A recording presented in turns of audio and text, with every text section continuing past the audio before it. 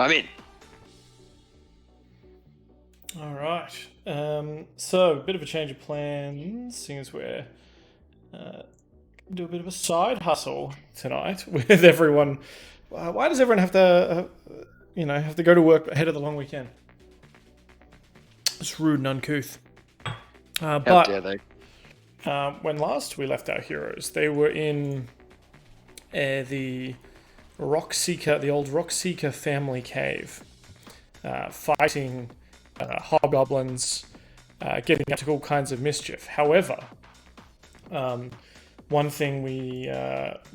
side story we didn't address was the time that Paulie the Parrot and Ymir decided to take an excursion to Thundertree to retrieve the necklace that was promised them from one of the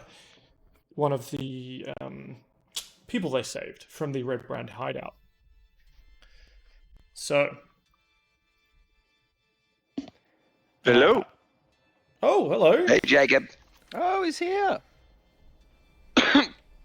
Perfect timing. Today. We're still gonna do like a little side mission instead. Sure. Okay. Yeah, we've lost it. Is Aaron not coming? He's at work still. Ah, I see.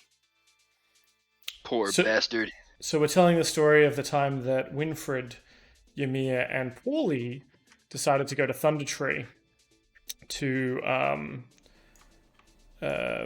essentially get some loot that was kind of promised them from someone they rescued. I think this was before Winfred had joined the party. But yeah. I mean, we could always have this side quest can be based after our current predicament that we're. That's also true. Because that way, anything that we pick up doesn't come back with us to our current predicament. Next fight, and it could be like. I don't mind that. Basically, I don't mind. This can be like a you can bring some stuff with you. We can do it before, and it can just be like our little sometime after the bee incident. Yeah, but before the cave incident. Yeah, exactly. It sort of like lives in this kind of nebulous time between the two. Fantastic. Well, I guess that means we have to do a long rest. Yeah, I'll let you do a long rest. And you'll kind of just need to remember, maybe write down where your health is at for when we go back to 7 health. Yeah. Oh, hey, Timmy, did you call me before? Yeah. Oh, okay. I must not have your number added in my new phone. Rude and uncouth. You fucking bitch. Oi, look, I'm the one that lost all my phone numbers, alright? Blame Samsung. There we go.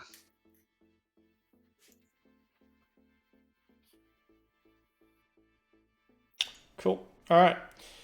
So, when we last left these heroes in particular, they were in the Gundren Rockseeker cave fighting hobgoblins, essentially messing up a bad lunch. But we, like a good Netflix TV show, the episode before the final, we do like a flashback. And this flashback takes us to the time that Ymir, Pauly, and Winfred decided to make their way north up near Neverwinter to the town of Thundertree. Now, as you sort of make your way along here, you've been tasked by Gundren, by Thorendir, and who was still consoling his cousin, that you were to sort of head up there, find the place, the old alchemist's shop that belonged to. What was their names? That family. Do you remember? Can't remember. I just know I kicked the door in. You did, and you were very big and scary. And then I walked away. We're just to confirm, we're long resting, yeah? Yeah. Okay. Well, you guys are. It turns out I didn't actually have to. Remember what your health was. Mirna Dendra. There we go. The Dendra family. The Dendra family. They told you about the family had a herb and alchemy shop, and inside was a case containing an emerald necklace. hidden beneath a section of storage shelves. She never dared to return and retrieve it. And the shop was in sort of the southeast part of Thundertree. And she gave you directions to Thundertree, which is sort of the northwest of Phandelver, and to the east of Neverwinter, just before the main forest there. So the three of you set out with your eyes on adventure, looking to gear up and make a bit of coin before you dive deep into the Rockseeker cave system. What does it look like as you guys are sort of getting on the road here? Ymir has pounding headache from his hangover. Sugar crash? No, I didn't. Ymir doesn't eat sugar. He's a very naturalistic kind of guy. That's Winfred from all the honey. Exactly. Mm-hmm. He doesn't need the sugar. The sugar goes to Winfred. But he does, on the other hand, drink a lot of ale and liquor. His beard's getting a little bit scruffy and sort of turning into like dwarven dreadlocks, but off his face. Yeah. And he's very unkempt at the moment, because this is just a side mission where he's just going for a stroll to pick some stuff up, you know. Yeah. Because I've got in the little picture of Ymir that I have, he's got the shaved head with the markings and stuff. Obviously, very like the God of War kind of look. Is he naturally bald, or does he have to shave? Oh no, he shaved his head for that photo because it was for his ID photo. Like he needed to look clean. But as of this point, he's got long, wavy locks of ash gray hair and a very fucked up beard. Yeah. As of this point, he's got more of a Witcher vibe, but his hair's like halfway down his back. Okay. So, like, yeah. Hercules hair. Witcher color. Yeah, or like Samson. Nordic runes. See the guy that couldn't cut his hair? Yeah. Yeah, like that. Exactly like that. Excellent. And Pauly, give us it's been a whole week since we've seen Pauly not injured. Give me a bit of a description of Pauly the Parrot. Pauly is the debonair, like buccaneer parrot. He's Aaraockran and beautiful in his rainbow plumage of feathers. Always wearing his trusty tricorn hat and a big pirate leather duster. In there, he's always equipped with his beautiful, beautiful weapon, Talon, his rapier.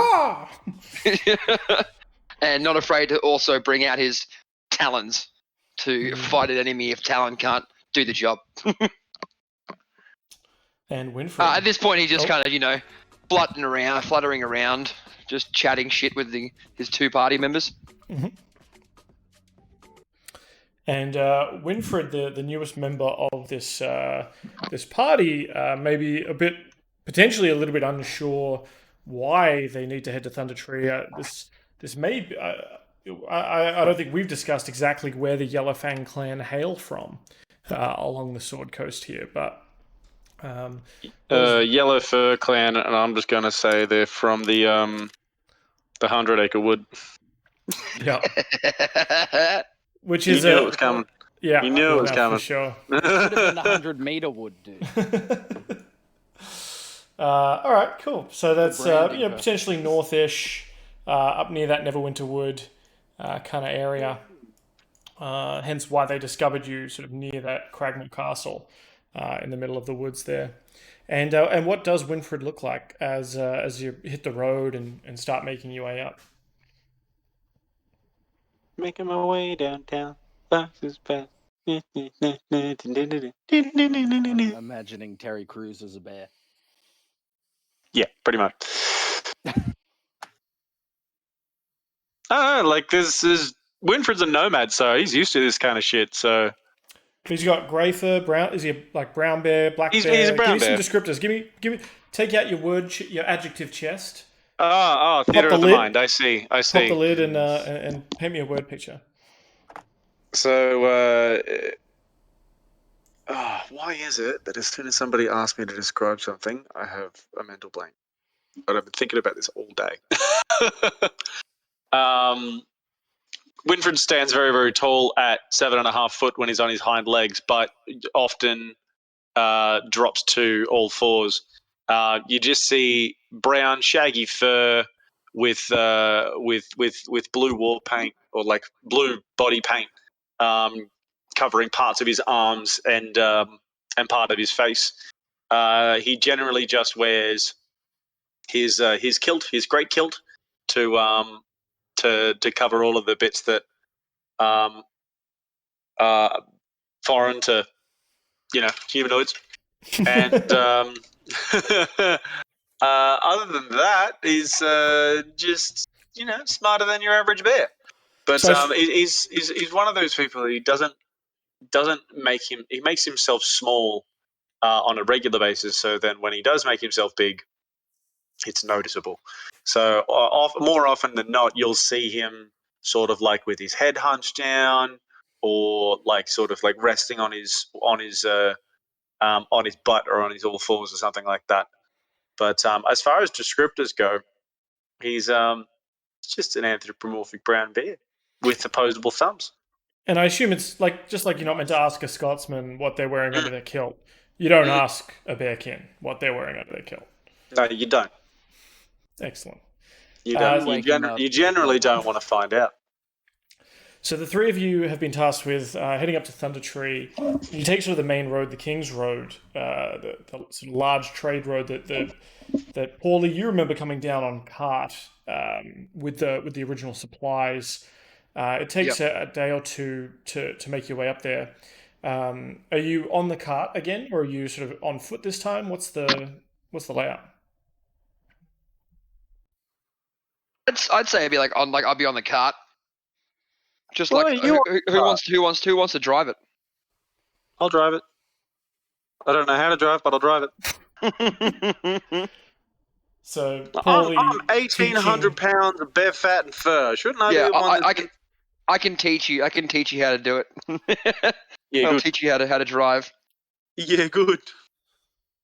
And Ymir sleeping in the back, walking alongside, Scout ranging ahead. How does Ymir? Ymir's just walking alongside the cart, just tinkering in his backpack through the arsenal of bits and pieces that are in his backpack. In one of his backpacks, because apparently Ymir has two, because he's so large. There's one on each arm. Excellent. Yes.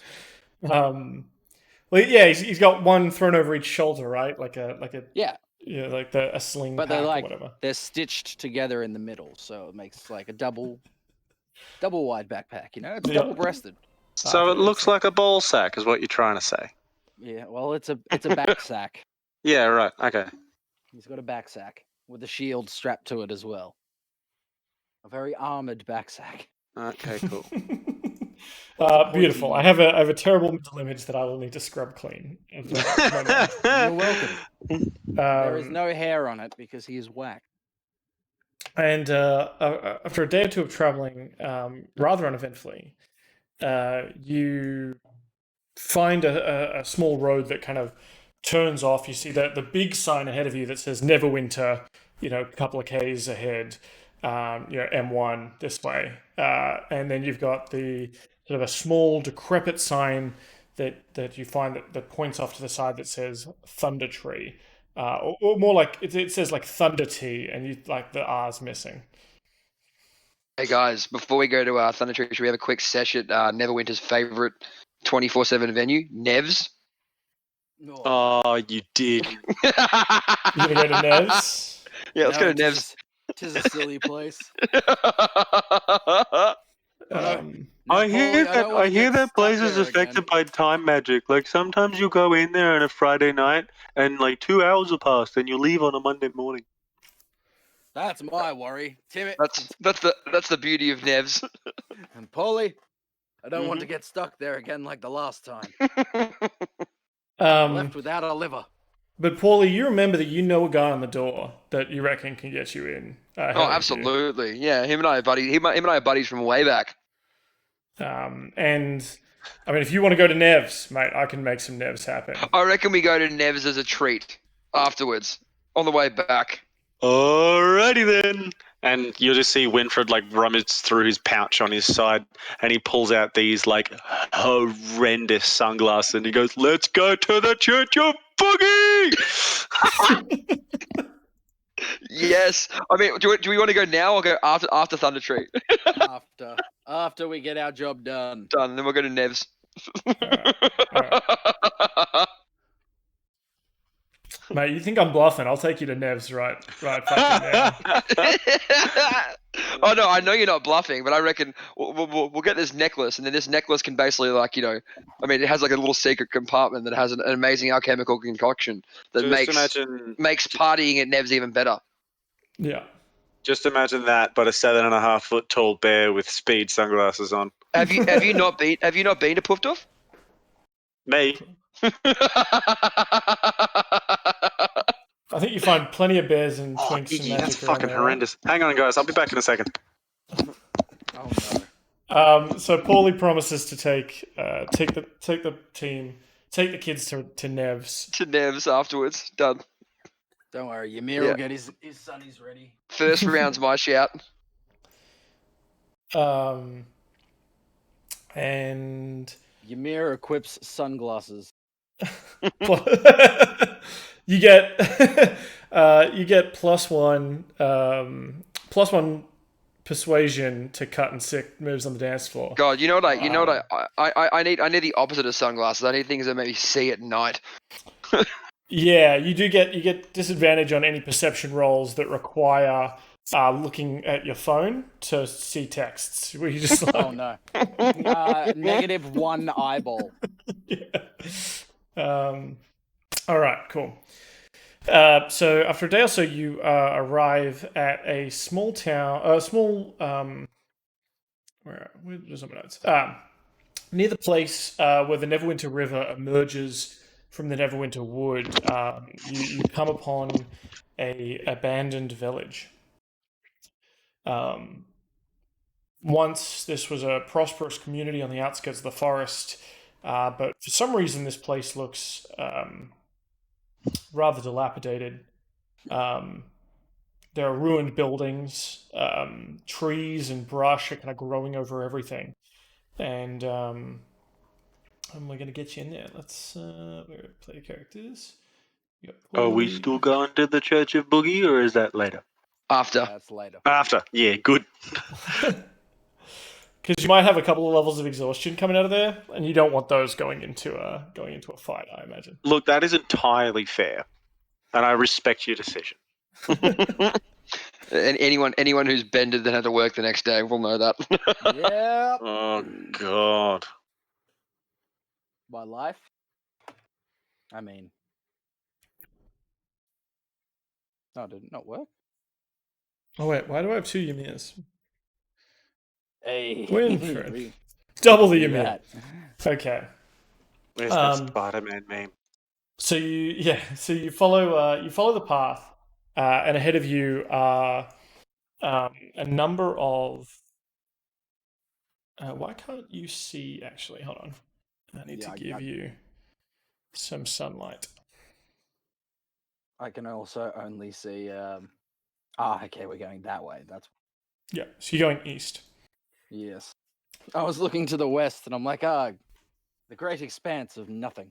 Yeah, ahead of you are obviously a lot of forest, and this is a city, or was once a small town on the edge of the woods, on the edge of the 100-acre wood. I guess we'll say, or the Neverwinter Wood, depending on which dialect you speak. And as you enter into town, give me a schnoz roll, Winfred. Yeah, I can do that. Have they updated the Foundry? Yes, something updated. Why? I can't find any of my shit. What do you mean? Like you open up your character sheet? open up my character sheet and attributes, perception. There we go. Okay. 14. You give a bit of a smell that they're these are the smells you're more used to, right? Like that greenery, that foresty kind of smell.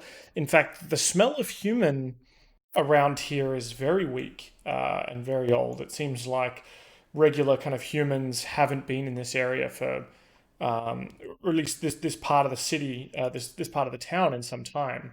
You do catch sort of a bit of an off note on the air that gets your hackles up a little bit. Hackles? Yeah, sort of like the fur at the back of your neck stands up almost uncontrollably as it's sort of a primal feeling of danger. I see. I Um, say to the other boys, like, smells like home. And if it's anything like home, I'd keep your wits about you. That means no running off. That goes for either of you. almost I pointed both of them with one claw, just like telling them off. almost as if to reinforce his point, as you sort of walk slowly forward along the trail. A little bit ahead of you is an old, overgrown lane winding between dilapidated buildings, choked in vines and brush. Ahead of you, in the middle of the settlement, rises a steep hill upon which stands a stone tower, which is sort of like to your direct east. And it appears sort of in quite the state of disrepair. There's a wooden sign sort of planted in the earth here. Why can't I ping, actually? What are you doing to me, game? That a wooden sign sort of planted in the earth in front of you that reads, danger, plants and zombies turn back now. Let's get it. I might go for a little fly around. I walk up to the sign and I look at it very puzzlingly and just say, I can't read.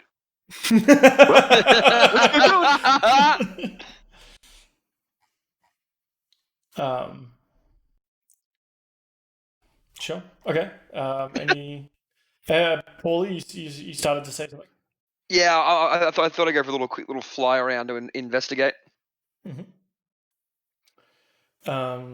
Whereabouts? Would you like me to? I think I'll fly straight east of us. So towards the tower. Yep. Okay. Give me a perception check as you cruise over this. 9. Let's give you That's with some... +4. Mm-hmm. Yeah. Let's just say it was a grey day. What kind of... sorry, I'm just grid scale 5 units. There's a whole bunch of settings that seem to be off here because it doesn't seem to be giving me distance either, right? Well, not on my screen anyway. Maybe I need to reset something. Distance on there? It shows distance on the Twitch stream, but not on my one, which is bizarre. Oh, that is weird. Paranoid as hell. So you fly forward through the town a little bit up above. You notice that a lot of these houses, their roofs have collapsed, and sort of they're open to the elements. And there's even sort of trees and vines that seem to be growing through the floor of some of these buildings. So like the one to your south, like so the 3 buildings to your south, all seem to be having greenery within them. Oh, Tally would have loved that. Well, this quest was for Tally, I'm pretty sure. No, Tally's quest was the one outside of the little town that we went to before. Ah, right, the other side where we got the honey from. Yeah, I think Tally wanted to also come to here because he heard Alchemist and Herb Shop and thought it was a smoke dreams. That is. Quick question, just for continuity's sake: is this before or after the mine quest? Before. I think we're establishing it's before because there's a very good chance you might all die during the mine quest. Oh, In fact, there's probably a chance you all die here too. So it's kind of Oh. like a weird pocket of time. I think. pocket dimension. I'm just wondering Yeah. if do I still have my warhammer or do I not have my warhammer? I think you have your Warhammer. I think you have your I have my Warhammer. No, I got it Warhammer. fixed. Remember? We did. Yeah, but he broke it in the cave. So Oh yeah, he broke it. No, again. I got my iron pot fixed, but Oh, yeah. then I you got broke given my a warhammer, new. I think you got Oh given yeah, a war no, axe. because I. and yeah, then okay. you gave me a Yes. great axe. Yeah. Yeah. So I I have think your Warhammer currently in pieces. canonically this sits after the beehive touchdown, after the beehive touchdown during the wake-ish kind of area, where Thorendir is dealing with his cousin, and you lot have been sort of tasked to head out here and maybe get some supplies and close up a few loopholes while everyone else, is unavailable to play D&D.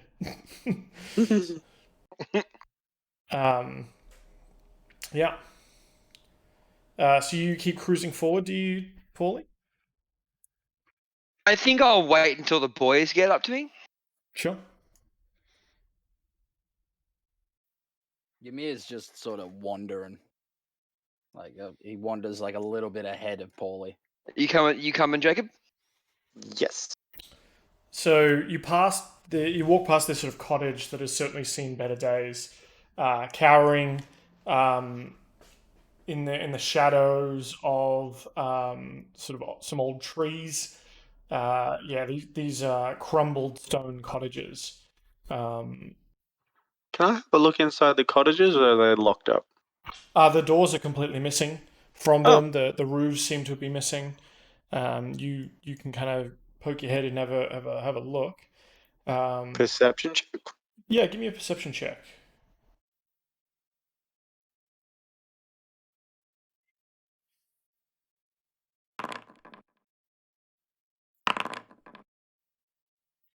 You notice that some of the vines and sort of trees that have been growing in here aren't all just normal trees. Inside, you see sort of basking in the sunlight through the roof are these sort of humanoid creatures made of wood. Can I make a nature check? Absolutely.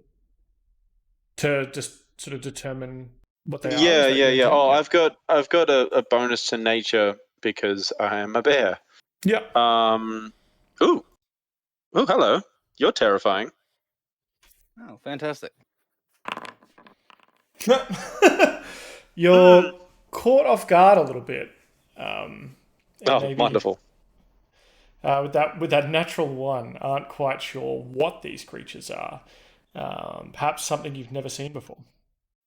Oh, lovely. But I can still see they are obviously got a humanoid shape to them. Yeah, and they, as you sort of step into the room or you sort of lumber into the room, they I like to think that I'm quite light-footed. Thank you. they sort of turn to you and try and shrink back into the foliage a little bit and kind of shudder, making sort of a rustling of leaves sound. Would you say that this creature looks like it's on the larger side of these, or like a normal sized one? Like you reckon like this? Discord As- chat? Oh wait, where's Discord chat? Yeah. I can't do both. Yeah. Would you say that it's like it looks like it'd be like closer to an alpha or just a follower? These things are small, so these are sort of like gnome sized. Okay.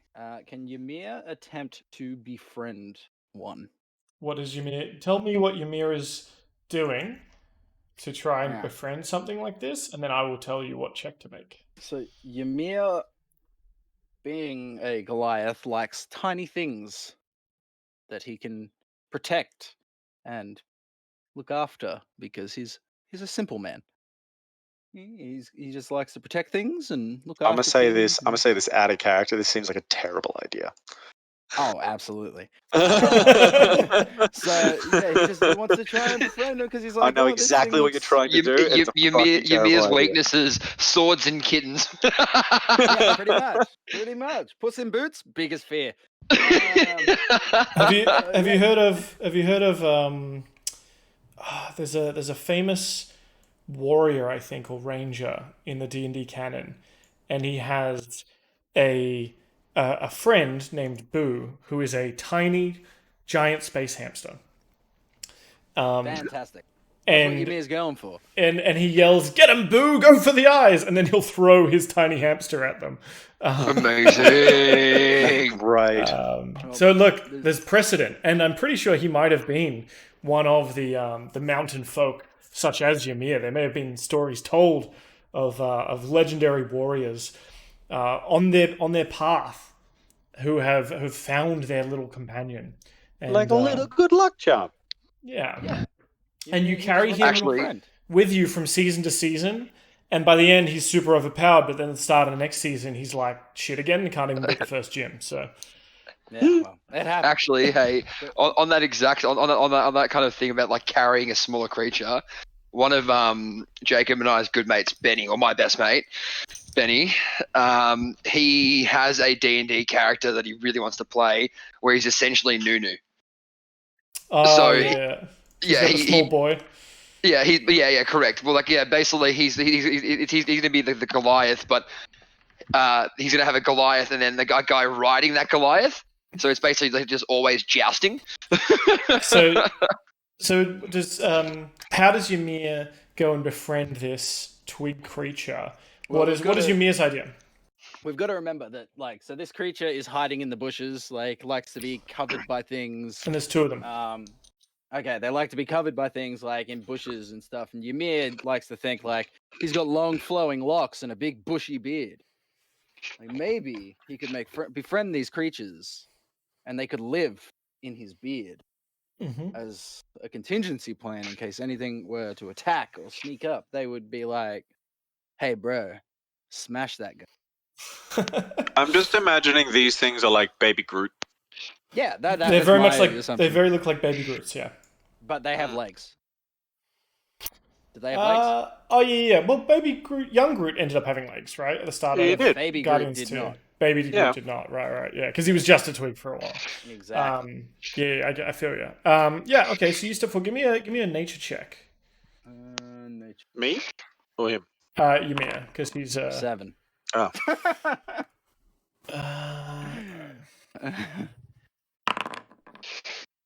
Ha. Let's Oh, see what no. the other one does.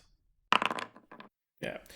One of them sort of runs off, and sort of jumps through a crack in the back of the wall and kind of runs off. The other one though seems to be coming close. It is still hesitant, but it's sort of stepping closer. As you kind of lean down and offer it, holding out the beard, going like, "Oh, look at these bushes! Like, jump on in." It seems Come to on, be, little buddy. yeah. It's kind of like looking around and reaches out a little hand and kind of pokes it and then steps back and looks around worriedly, and then kind of starts inching closer again. And what do you do? Ymir reaches out with his hand, like both hands creating a little stairway up into his beard. It like slowly kind of crawls up and sort of touches the beard a little bit, sort of poking in it, like looking in, and then eventually kind of scurries in, and you can feel it kind of moving around in there, and making its little nest. Fantastic. Would you say that we're friends now, or it's just sort of along for the ride? I mean, the relationship's just begun. Okay. Would you say we're like sort of acquainted, or it's just along for the ride? Are you- Right now, you're trying out one-liners in the bar. All right, Yeah. cool. I mean, it may depend on what kind of food gets stuck in Ymir's beard, because this thing is probably going to try and look for something to eat. You know, like I feel like that's the best way to win over an animal's heart. I feel like Ymir, just because his beard is so bushy and stuff, and we are currently in the woods, bugs and stuff are just getting stuck as I'm walking around. Like, yeah, and he's just like grabbing and eating, just like he likes the crunchy one. Yeah. You hear little you hear little crunches in there, you know, like a beetle it's found with that juicy center, like it's crunchy outer shell. Crunching on that rhinoceros beetle that flew into my beard last week. Like, and it trills a little bit in there, almost like a little song, like. What are the? Can I add it to my inventory now? No, but I will have it follow you around. Okay, very good. Hell yeah. We will assume it is on your person. Yes. All right, cool. Ymir walks like over to the next. Over to the next house. Dilapidated shack. Yeah, and you have a bit of a peek in. Yeah, he pokes his head. I'll follow you, man. And like looks around the corner and stuff, and he's just like, I'm just gonna leave the creepy house with the weird tree dudes. Yeah. Well, the weird tree dudes are coming with us now. I better give buddies. I better give this one. Do you give it a name? I'm gonna have to give it. We have to give it a name. Lil Homie. Lil Homie. Why? Yet, All right. What would? All right. We'll leave it up to the group. What are we thinking? It's done now. He's Lil Homie. I'm okay. Lil Homie's fine. Lil Homie's perfect. No, I'm not saying that. I'm like, why did you befriend the weird woodland creature? Because Ymir likes woodland creatures. Okay. Okay. He's Lil Homie. All right. I'm gonna get. Because I'm a woodland creature, and you nearly start throwing hands at me when you met me. Because he's I also wood. gave you honey. Because he's wood. You should call him Lil Nut. No. Lil Nut. Oh, damn it. Now, he's my little homie. Little homie's is like we haven't. His name is up for discussion at this point, so he's my little homie. All right. Because like I'm not gonna remember his name. Like everyone else, what's up, bud? How you doing, mate? Like it's just a little homie. Okay. I figured out why things had changed so drastically, because a bunch of my modules have been turned off. Let me just fix that up. Select anywhere, pings, that's what we want. We want some of that. Game audio, boundary, shared mediums, D&D, beyond. Okay. Sorry about this.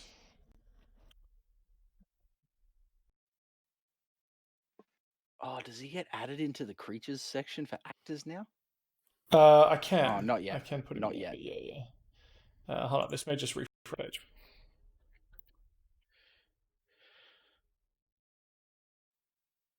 Cool. So you walk into this this second dilapidated cottage, and much like the first one, vines and small shrubs have been growing out of the ground, cracking through the stone earth or the stone floor of this place. Give me a perception check, Ymir. Ymir on perception. Perception gone. Right there.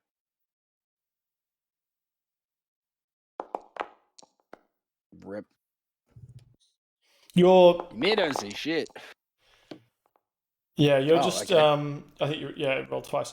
I don't know why. You're just so stoked about your new little homie, little homie, that you're not paying attention. You're just wandering into places, wandering out of places, showing him off, perhaps. He's my little homie. Yeah. Pauly and Winfred, you watch as Ymir sort of just wanders in and out of buildings, paying pretty much zero attention. I'm going to keep a close eye on Ymir's little homie and see if there's any other of his kind around. Mm-hmm. There is. We can see one over there. Yeah, I know. I'm keeping an eye on him because he's being sus. No, and you know what we do with people who are being sus? We fucking space them. Cool. All right. yeah, you sort of wander into this place. Again, lots of foliage, lots of greenery, but not much else, it seems. Let's keep going and checking out more. Little homie's making like almost like mogwai sounds. Hell yeah.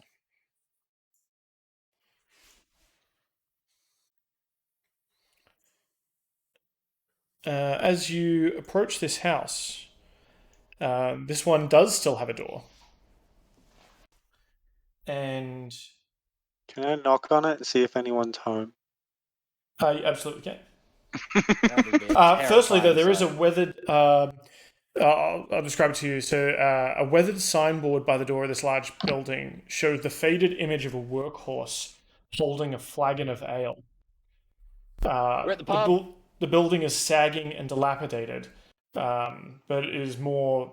Is a little bit more intact than the buildings across the road. Ymir gets very excited and he's shaking ooh, both Winfred and Pauly's shoulders really quickly, saying, I think we found the pub. Oh, wait. No, I can't read, but I'm really good at reading pictures. And I say we're at a pub for horses. Yes. We're at a horse pub. Horses can drink and eat. I'm in. Okay. Let me in, They let me in. most certainly can. One drank me under the table once. It was quite the feat. Alright, should we go into the pub? Well, Winfred wanted to knock. Just for reference, Winfred was talking about a centaur. He doesn't know the difference. Okay. Very good. What about a human tour? Where's Maddie? Oh, God. Maddie's been posting a lot of pictures of human centaur, like where it's like human front and human back, but still a centaur. No. It's absolutely not Nephiel. It's terrifying. Cool. So Winfred, stand outside, declares that this is a pub for horses. Yes. Are you going to knock on the door? Yeah, I have to knock on the door like a horse so they know I'm one of them.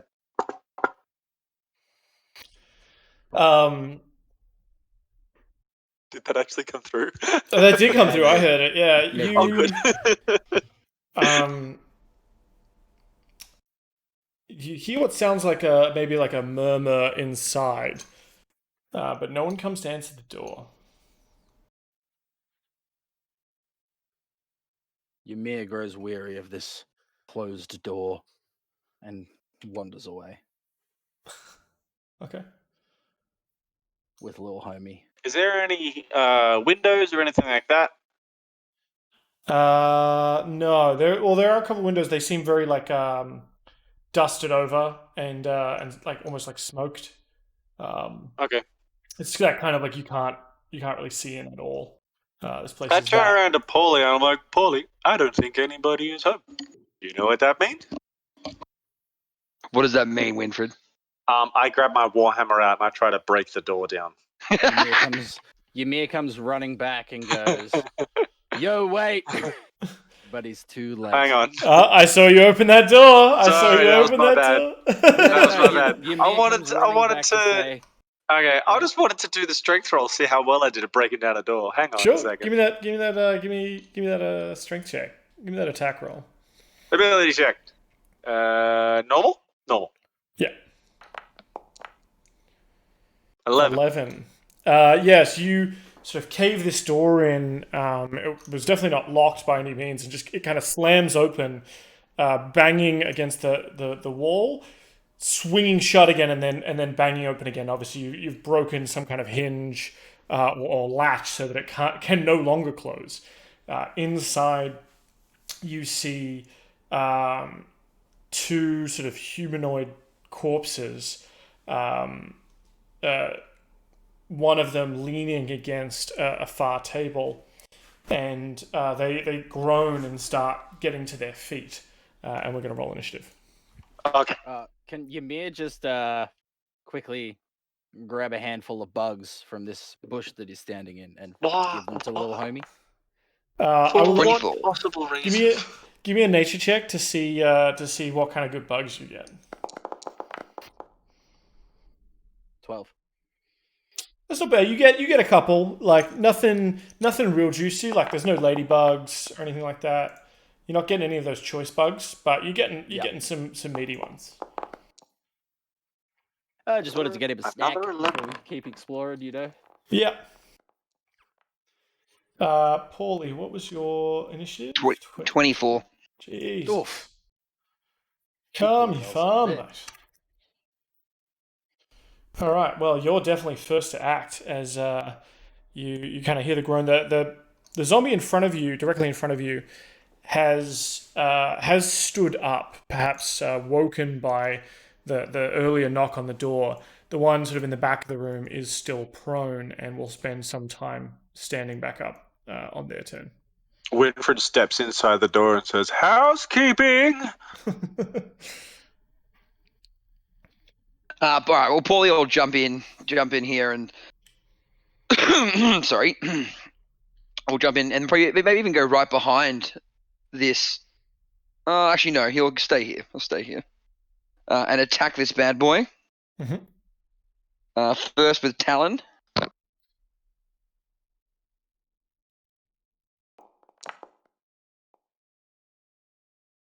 17. 17 will definitely hit. 9 for first attack. Actually, that's right. Yeah, it's fine. So you leap forward on guard with the rapier thrust at the zombie, and I believe you get an offhand attack as well. I do. I ordered 19. pizza, so I'm going to be like AFK in about half an hour. Okay. Just to go and grab it and then come back. 7. 7 piercing damage. This the zombie does not look great and doesn't look like you sort of sink the dagger into its chest. Mm-hmm. It is still standing and still kind of moaning at you. Yeah. And then I'll push back again too because I can still use that as my bonus action. Yep. So I'll just kind of jump back behind Winfred again. Yep. And just push me in front of you. Like, your problem. Mm-hmm. I've got to start doing that more using my fancy footwork thing. Yeah, so please like do. Running in, then running back out. Yeah. Oh, I like that we've got a perky. There's a perky guy. There's also a petite one. Yeah, and a polite zombie.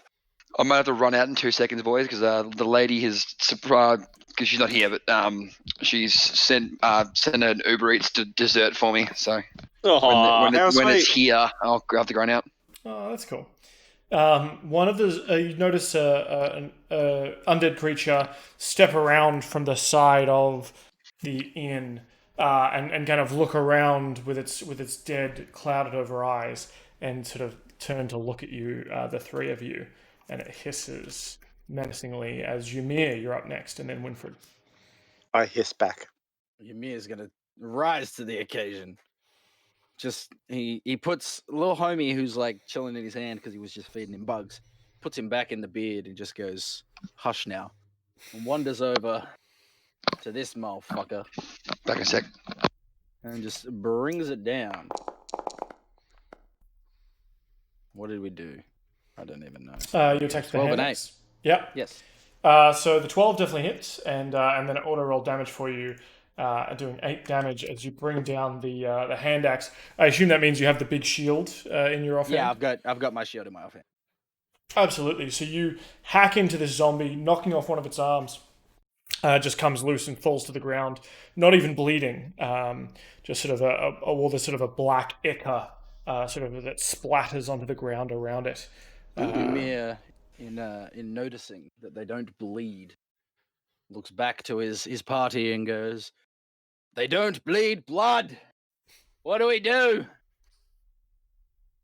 Oh, actually, I need slight retcon. That is still the case, but I need you to make a Constitution saving throw, Ymir and Pauly. Ben. I guess Pauly's not here. I'm going to make it for him. Great. Oh, rough. Constitution saving throw for Pauly. Oh, terrible for both of you. As let me show. Oh, we didn't see that one. What did he roll? There you go. Reveal that one. He got an 8. So the first time this creature takes damage, you hit it and its arm falls off, and just this puff of ash seems to sort of explode around you, as if this thing was like covered in dust or smoke, and you start coughing. You now have disadvantage on attack rolls, saving throws, and ability checks for 1 minute, but you can make the con save again at the end of each of your turns. So Ymir, you cut into this thing, you look down and say, they don't bleed, just as sort of this smoke cloud envelops you, and you get a bad case of smoker's cough. Ah, fantastic. Does it affect little homie? No, he appears to not need to breathe, maybe. Okay. Oh yeah. He breathes carbon dioxide, so... Alright, cool. Lana got me a liter of ice cream from Peter Peepo, so she got me got me some Baccio and some Nutella swirl.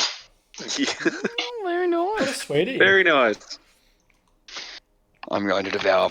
But did you bring enough for everyone in chat? There's 24 people in chat. Yes, I did. There's a whole liter, and I'm coming to realize that I might be lactated, so I can only actually eat lactated, so it's all yours, pal. Brilliant.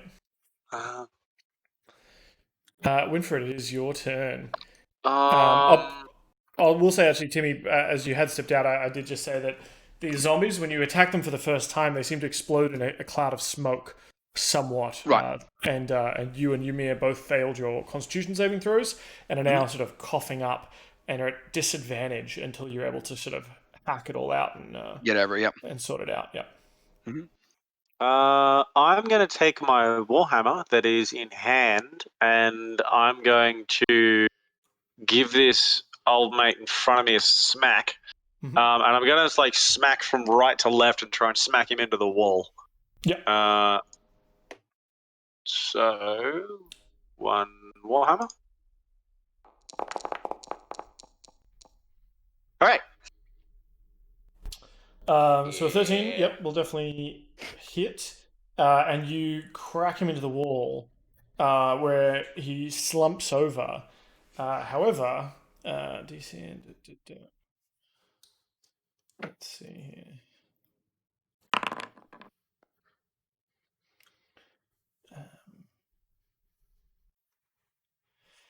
here. He seems to sort of get back up shakily on his feet. So you slam into the wall, and you think, yes, job done. And then it slowly rises up again, still looking battered and broken. And then it kind of like hisses at you. Can I make a bonus action to scream and run? You can definitely scream as a free action. The running you could do as well, but you will take an attack of opportunity. Bugger. Attack of opportunity is dodge saving, isn't it? It'll try and hit your armor class. It'll hit my armor class. Okay. I don't have a great armor class.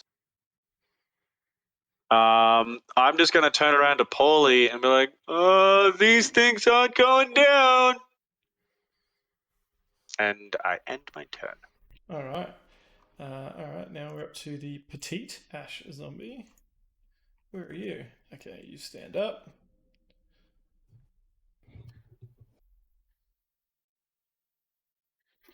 And you come around the corner and slam into Winfred. Why is it always me? You're going to take 3 bludgeoning damage as it kind of slams into you and starts trying to kind of claw at you. The perky ash zombie is going to do the same.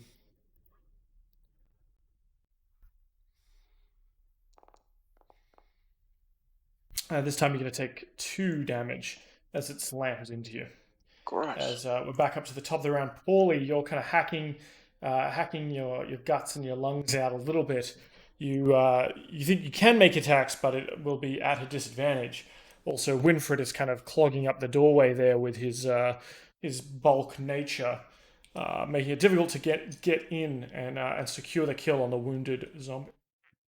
Yeah. I might have to go help out Ymir, I think. See, Winfred, you got 3 of them. Just gonna help you me with this one. We got this out here. I can't really get in the door, that's the thing. Yeah. I've sort of gotten myself in a weird, Right, well, I'm gonna run up here. It's a sticky situation. And not Is there a hole in the roof? Why don't you check if there's a hole in the roof? Oh! Nat 20, baby. Yeah, give me that. Oh. Terrible. Did it roll? It didn't roll like a critical. Let me see if I can roll damage here. Because it only rolled the dice once, you actually get to roll... or roll it again now, so it's roll 1d8 plus 2d6 again. Mm-hmm. Second roll d8, 2d6. Oh, there's a d8. Mm-hmm. So we're doing our maths. That's 16 so far. Boom. 22 damage.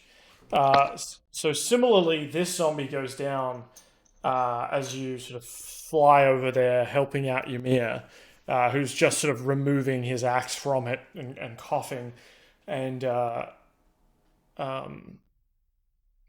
we've done it now. I was going to say you would actually... I've forgotten to make you a disadvantage, but we've come too far. As you sort of fly forward and stab this creature, and it needs to make a con save itself.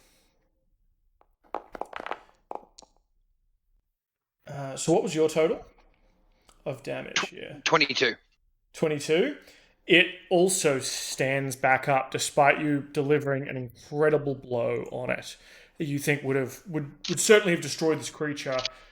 You flew forward, stabbed it right in like sort of the weakest spot, but perhaps because it is undead, because it is no longer living, it no longer needs those organs to function, and it kind of just stands back up. Part of its neck missing, Right. and guts kind of spilling out.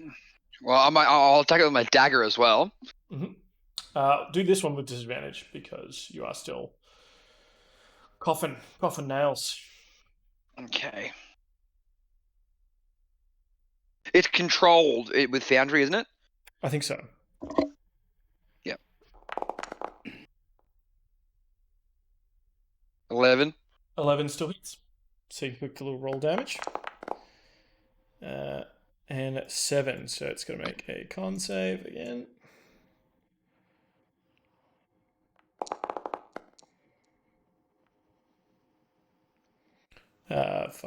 Yep. So this time it does go down. All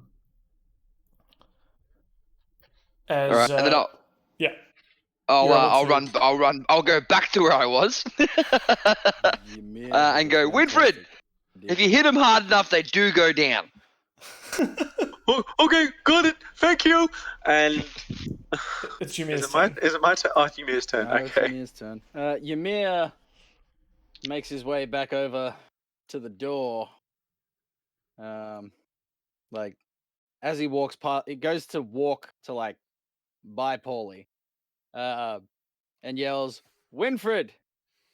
But wait, a bit of like meta a little bit. When Winfred hit the door and sort of smashed it open but didn't break it, is there a hole in the door or a window or anything? I'll leave that up to Winfred to decide because he hit it with his hammer. So it would be, you might have made a hole in it, but definitely had enough force to knock it open, slam it shut, then knock it open again on those hinges. Like, would you say, but like even with just the building as itself, would you say there's like a building, like a window or an opening along this front-facing section? He said no, didn't he? There are windows, but they're sort of clouded over and blackened. There seems to have been something that, almost like a fire maybe, that went off inside that smoked all the glass. Okay. But I could fire, break that you say? glass. Okay. Well, yeah, Ymir says, Winfred, get out here and shut the door behind you. I mean, am I able to do that? And to sort of aid his retreat, Ymir grabs a javelin from his backpack and yeets it like over Winfred at the one that I've targeted. Mhm.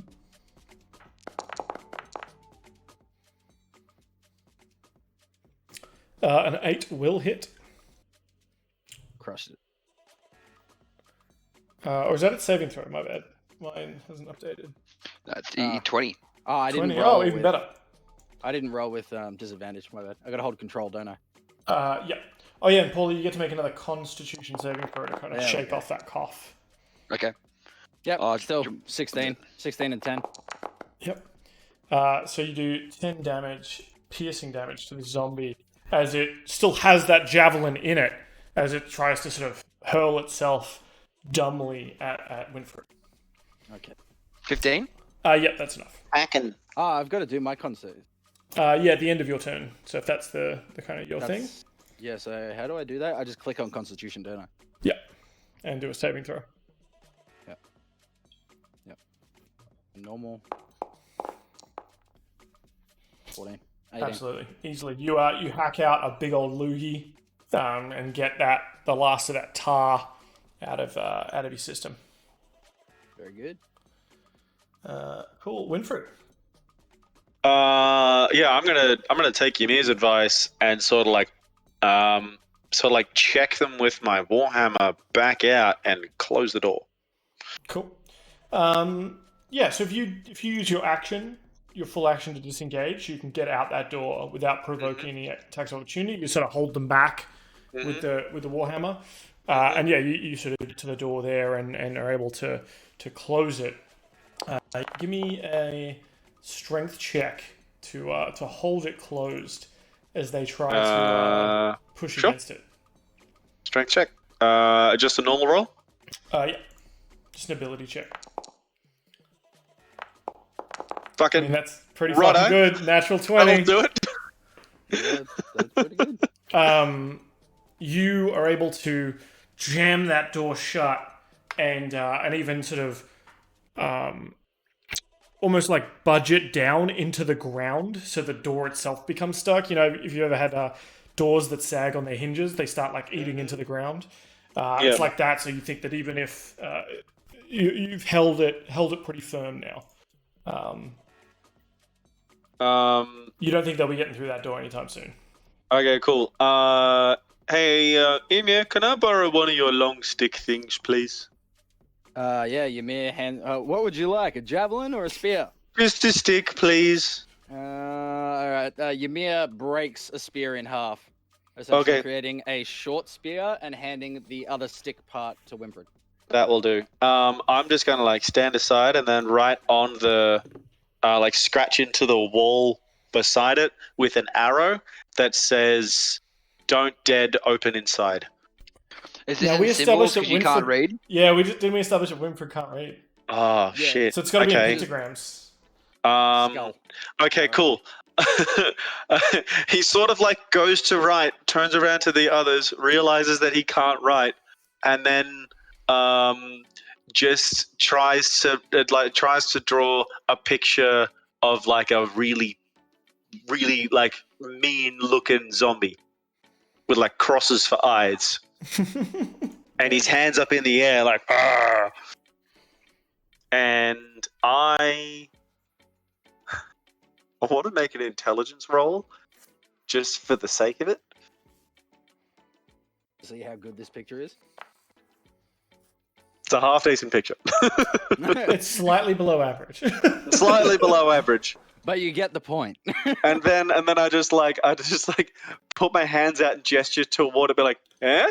I want to say thank you to Victim of Ink, Josh in chat, for redeeming 1,000 inspiration points, which means as you slam the door closed and Winfred, you finish kind of carving into the side of the wall there. I'm a modern day Forgotten Realms Picasso.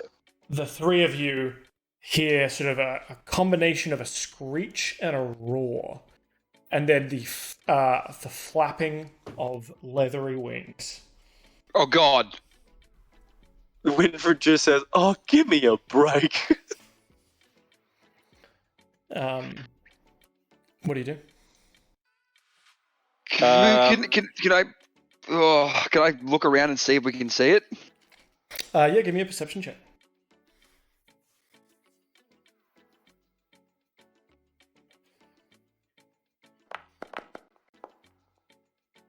$14. I'm gonna do the same. Yeah. I'm Bit gonna. of a schnoz roll. Yeah, I'm gonna do Schnoz roll.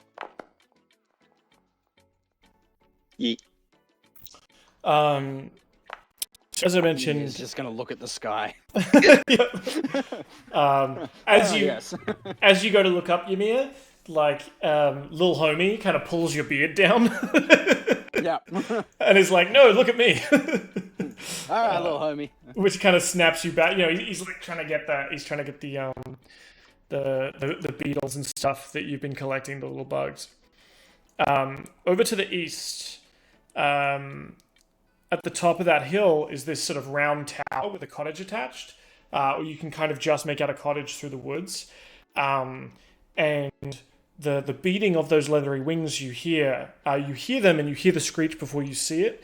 A sort of shadow through the sky starts sort of circling up high, and then starts getting larger and larger and larger until you realize that it is a green dragon. Oh, for fuck's sake. Fuck me. I'm taking one look at this green dragon, and I say to the boys, I'm just like, you know what? Let's. I am. And then just runs off. Is it just? It's just a green dragon, not an ancient green dragon, though, right? Give me a nature check.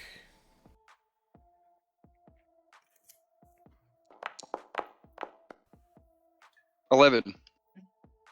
It looks kind of small. He looks kind of old.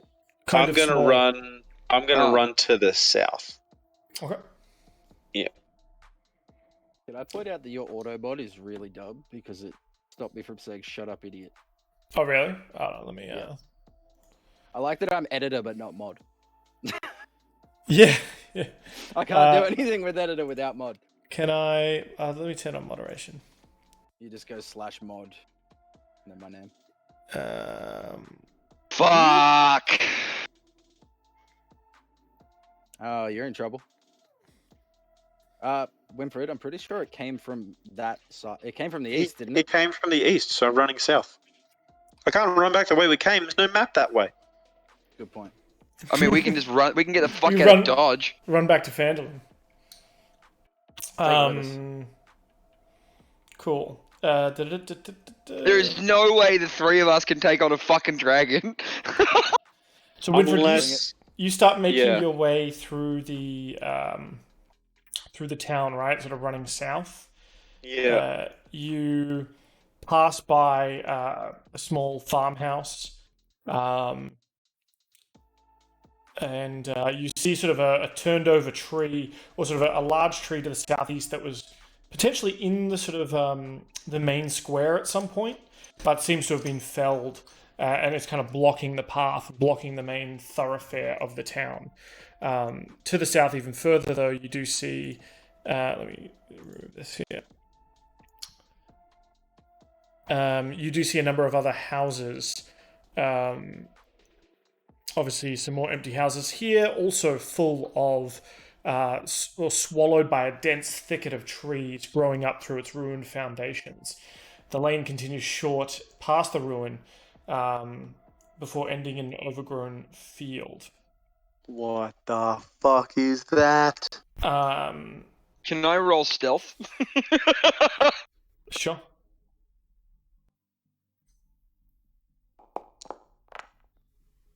$14. I'm okay with that. It just makes me feel a little bit better. Winfred, you made a pretty good schnoz roll, actually. To the south, you do smell cooking meats and perhaps sort of boiling herbs. With full respect to my character, DM Daddy, I'm currently running from a dragon. Yeah. Oh, yeah. Fear can override hunger. Oh, for sure. I was gonna say, like, as much as Winfred loves food, he also loves not being food for bigger animals. Mm-hmm. I really want to see the size of the tile of this creature. All right. Yeah. Let me. Just to scare the fuck out of me. You're the worst. All right. Oh, that's not too bad. That's like the fucking owlbear. I can take him. I can't see it. Where is it? It's in Oh, front of right you. in front of Oh, you. right. Yeah, I can see it now. Holy shit. Owlbear. It seems to, as you, Paulie, as you kind of get in amongst the trees a little bit to find cover, you notice, the dragon has kind of landed after doing a sort of a lazy circle around, lands on top of the tower and seems to be perched up there looking out into the town itself.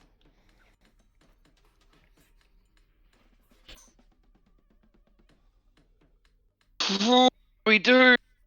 Can we keep running? Ymir, So where was it? Sorry. to your east, up sort of a hill. Okay. Ymir is just gonna take off fucking legging it. How the He's gone. fuck did you get that far? I ran 30 feet. Well, we're out. I mean, we're somewhat out of We're initiative out of at the moment. Yeah, we're not in Oh, initiative at okay. the moment. As Okay. you haven't been attacked yet. But so the two of you Ymir's start legging it down the road. Is Winfred and Ymir like keeping pace with each other? Like, I don't No, I know. like to imagine so. Winfred cannot keep I'm gonna, up with I'm gonna Ymir. stay in. I'm gonna Winfred like has tiny legs. Oh, I'm gonna stay in the trees. So I'm gonna like try and stay like underneath the tree so he can't see me. Trees So I'll go flammable. like. Dragon fire. No, green Ymir's, dragons don't do fire. Oh, Ymir's not going to run away. What are they? They're nature. So they're like. What are they? Poison. Acid or poison. Yeah. Ymir's going to continue running. Well, it's a good Poison. thing that Bard isn't here because apparently this green dragon is romantic. That's right. Oh, Ymir wants to befriend the dragon. Paulie, you start He's making gonna your get way his through whole the sort of back streets here. You come across sort of the back area of a small house that appears to be in better condition than the ruined and dilapidated structures nearby. In fact, the side door that you see is reinforced with heavy iron bands, and there are thick shutters protecting the windows. All right. I'm gonna knock. I'm gonna knock and go.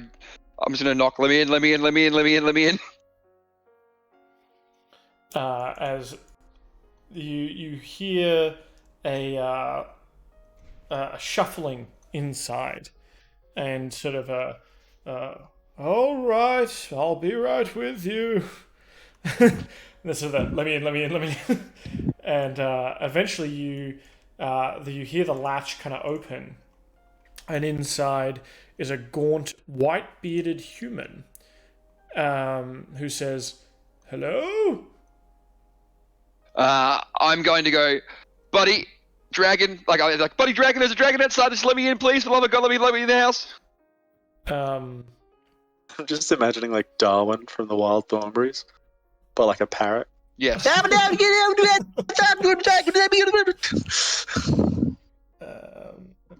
me show you old mate here. This is kind of the look and feel of him. It looks cool. What the fuck is that on his arm? Oh, it's a bird. Never mind. Yeah, so he's got a little hawk on his arm, and he's sort of bald on top, got that long white flowing beard, that even a Ymir could be proud of, and he says, "Oh, you better come in. You better come in." Ymir And just sort hears of this. seems a little bit out of it. Ymir hears this exchange as he's wandering past the building and just opens the door and walks inside. And this guy sort of turns around and goes, "Oh, more friends for tea. I guess I'd better..." Winfred pokes his head in the door and just says, Can I come in too? Of course, we've got an Aaraockra and a bearkin, and yourself some sort of earth elemental giant creature. Please, I don't often deal with rocks. Please come on in and have a cup of tea. We have mushroom tea on the brew. Mushroom tea. Sounds like Joe Rogan. So do you all kind of sit down? Yes, just to breathe for a second. Ymir sits in the corner. Winfred Doesn't sits trust by anyone. the food and starts to catch his breath. Oh, I'm Yeah. like, thank you, sir. Big bloody dragon just came flying out the sky. He says, yes. I've been dealing with that young whippersnapper for a little while now. Perhaps you should be, you should leave Thundertree before you get yourselves killed. It's not a safe place around here. And you didn't bring any healers with you. We thought yeah, we'd be he's okay if it wasn't for Josh. he's got a point.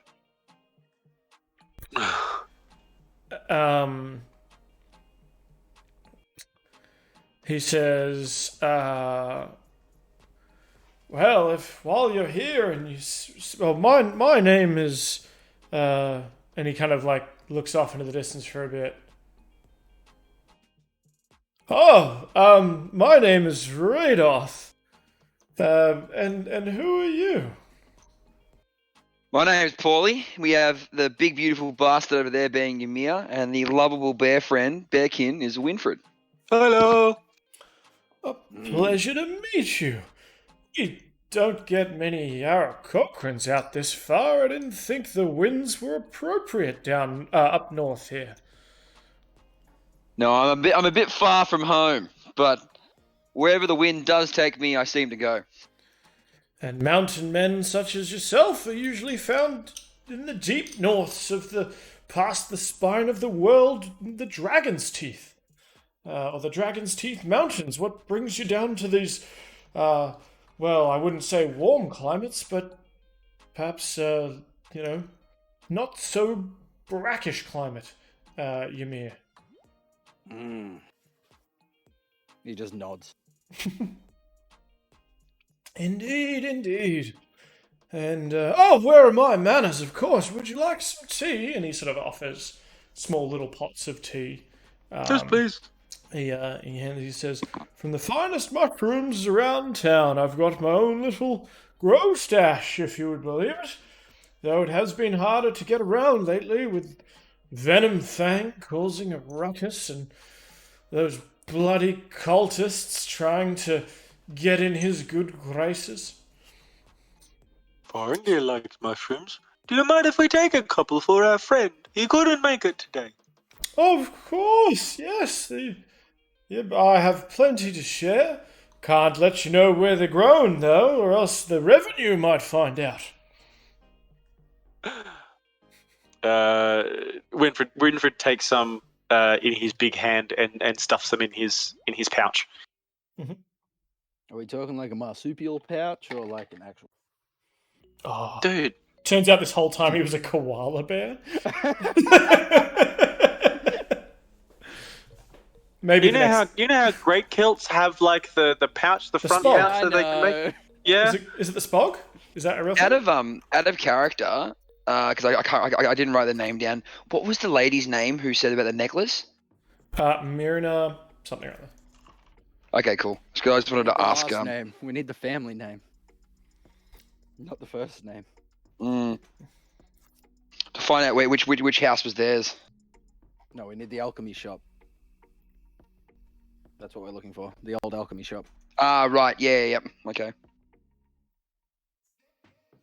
So, brother, we only came to town just for the Alchemy Shop, and then obviously got bloody attacked by Venom Fang over there.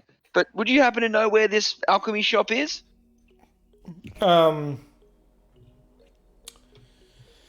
he says, let me just double check my notes. So he says, the old Alchemy Shop. Yes, I've made my way in there a couple of times recently. Got some of the there was still some old gnarl roots and some.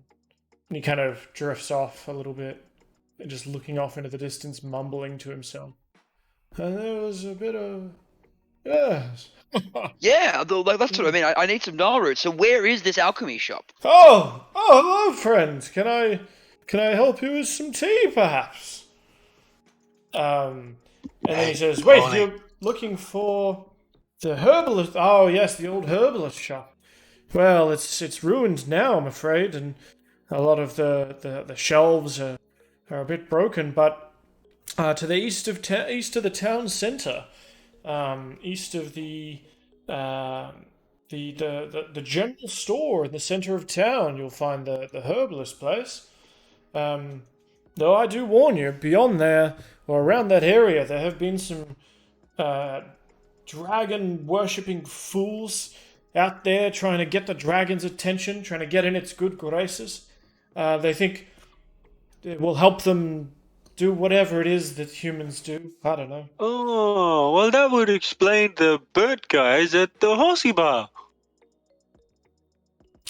Oh, you've come across the zombies. Yes, I've been trying to get rid of them ineffectually, I'm afraid. I think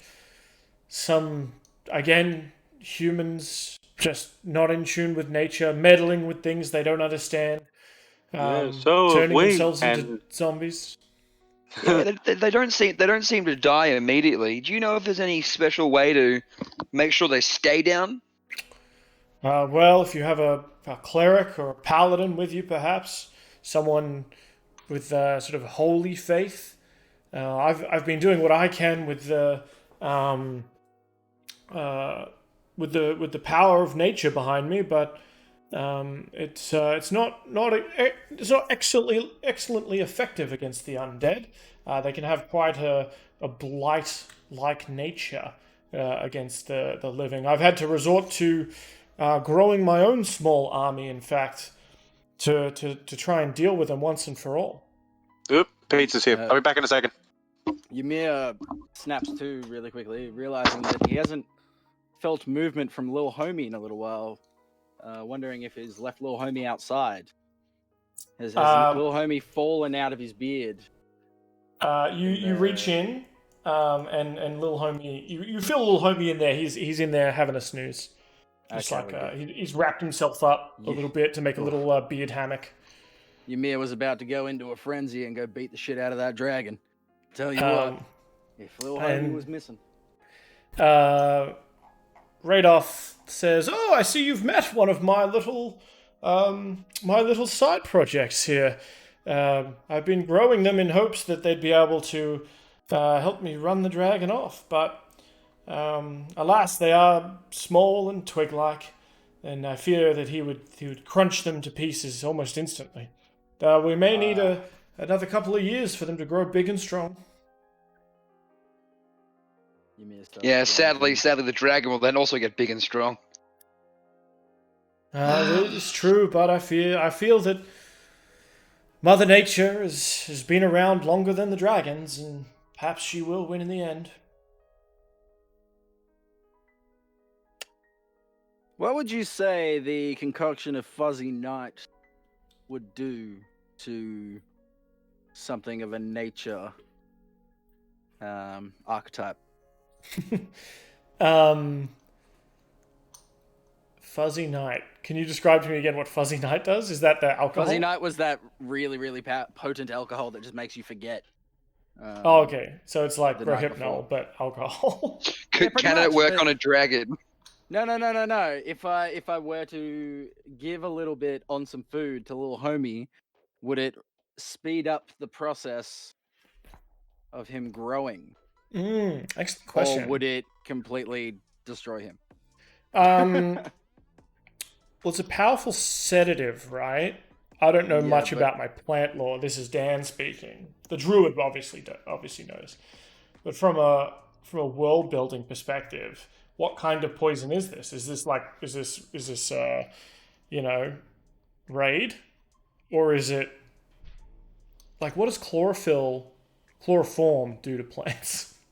Well, what would you say? How much ethanol would you say is in Fuzzy Night if it's 76%? Sure, a lot, I guess. I don't know. All right, it'll kill it. It'll It'll kill it. kill. Ethanol kills plants. Okay. Yeah, so it's probably not Well, great that's for plants in- either. But Yeah. I suppose there isn't really ethanol in. If you can get something ammonia based to make some really good fertilizer, you might be able to grow a little homie up to be maybe medium-sized homie. Well, no, chloroform's an organic compound, and it's made from plants. There's chloroform and chlorophyll, right? I don't know. We're getting Yeah. in the weeds here. pun Chlorophyll, more like borophyll. intended. Yeah, let's pull ourselves out of the weeds, and I think it might not be helpful to a plant. Yeah, no. Ethanol, just like a 25% mixture of ethanol will kill a plant. Um, So. Radoth says, Never mind. but perhaps adventurers, if you're able to drive Venom Fang away, all you'd have to do is chase him out of the town and make him wish he doesn't want to come back. Perhaps then I could provide you some assistance with these herbs you're looking for, and might be able. I know a bit of herbology myself. Actually, might be able to whip you something together to take on your way to help you out there. While you're at it, if you could deal with those bloody cultists, good for nothing layabouts trying to worship dragons or whatever. Ymir perks up and goes, "So if I get rid of the dragon, do I get to keep this little homie here?" Radoth says, "Well, I probably wouldn't need if Venom Fang's gone. I wouldn't need the army of them anymore. I'd probably plant them back in the ground and let them be at peace. But if you want, if it's happy to go with you, I'd be happy to let him go." Okay, very good, noted. All right. In saying that, do you happen to have any flasks of fire giant strength lying around? I'm afraid not. It might take me a day or two to brew something of that nature. I'd need the right ingredients, a giant's toenail, disgusting things. What have you got? What have you got in stock that we can use to fight this dragon? Well, not much. That's why I was building an army. But they're all a little bit small at the moment. And Is there any way to speed up the process of their growth? I mean, you might be able to find something in the herbalist shop that would whip them into a bit of a war frenzy I'm back. themselves. All right, I reckon we head to this herbalist shop and try get the little homie to become big homie. Oh, big dog. Little homie into big dog. Little nut into big nut. Get up in that dog. All right, well, let's go for it, boys. Righto. Before we head out, old Winfred man, sort of like comes back from being zoned out and starts following Paulie like, okay, let's go. What are we doing? Before we are to head out, old man, is there anything else in the town or in the settlement that you should warn us about? I noticed outside on the way here some wisps of a silken-like substance. He says, "Oh, how do you feel about spiders?" Not very good. We had this conversation throughout the week, Dan. I know we did. I know we did. Spiders? No thanks. Yeah, Aaron's deathly afraid of spiders.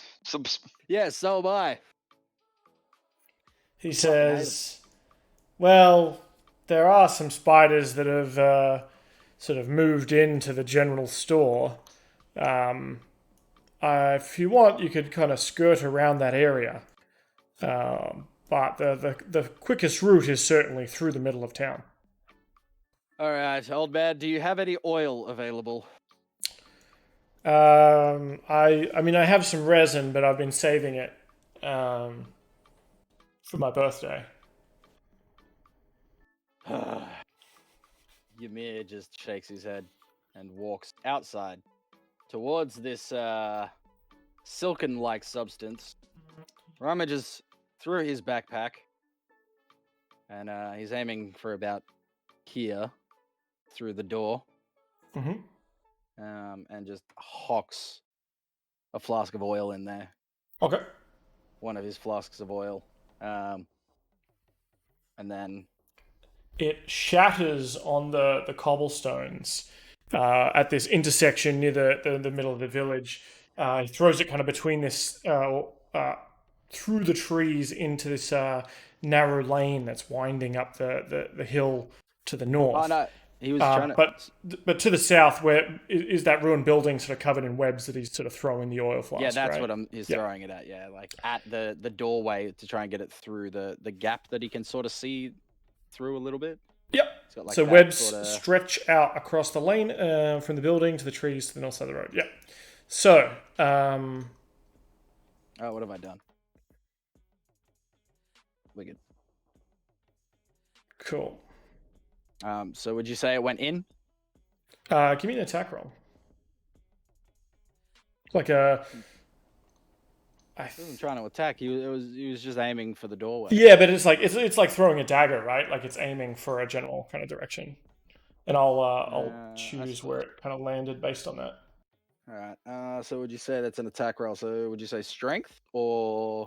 I'll give you just a strength plus your roll here. Bruh. Are you kidding me? Ymir fumbles. Ymir goes to throw it, and the clay pot breaks in his rock hard hand. Would you say Ymir has flung some oil towards the door as he's like gone to throw and just like? So you'd say like maybe ended up about here.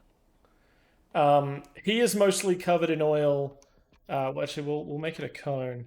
So from Ymir, about 20 feet out, is a cone of oil, including on him. All right. Well, Ymir then sort of shakes his hands off and gets ready again, and throws his second and last flask of oil into the doorway here. But you were just trying to create a fuse, weren't you? Like a level of oil from... Planned. All planned. Nat 20. Oh, yes! All right. This one, a lot more successful. I'm just putting that out there. Just that is like a 1 in 400 chance of that happening. For you to get both a nat 20 and a nat 1. Yeah, crushed it. Ymir, he backs up a little bit. And has to have another quick rummage through his backpack. Why can I not open my Niall backpack wants now? to summon an Elise type monster from League of Legends. Niall, I will kill you. But he doesn't have any inspiration points. Sorry, Niall. So you hear a crack as the and a splash as the clay flask shatters, and the flask releases its sort of oil payload in the webs inside that building, and you start hearing kind of the skittering of legs as we're going to roll initiative again. Yeah. Mother of God. Winfred just takes one look at the spiders and just like, he's not affiliated with me. Oh, Ymir has a plan. Don't you worry about that. Ymir has a plan if he can ever open his inventory again. So I've got Ymir at a 9. And I've got Why can I open 22, is that right? If I double click on Timmy, I can access his inventory and everything. I can't access my own. Oh, I can. If I click here. Yeah. What the hell? Give me a sec, I'm just gonna...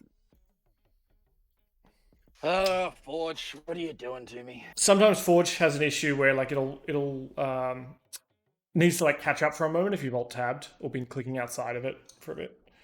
That could be it. Pauly, you hear a crack and sort of a splash, or you hear a crack, a splash, fuck, And then another crack and a splash of a yes. Got it. Okay. I'm going to light an arrow off this fire just here, and then try and light that fucking oil pit on fire. Mhm.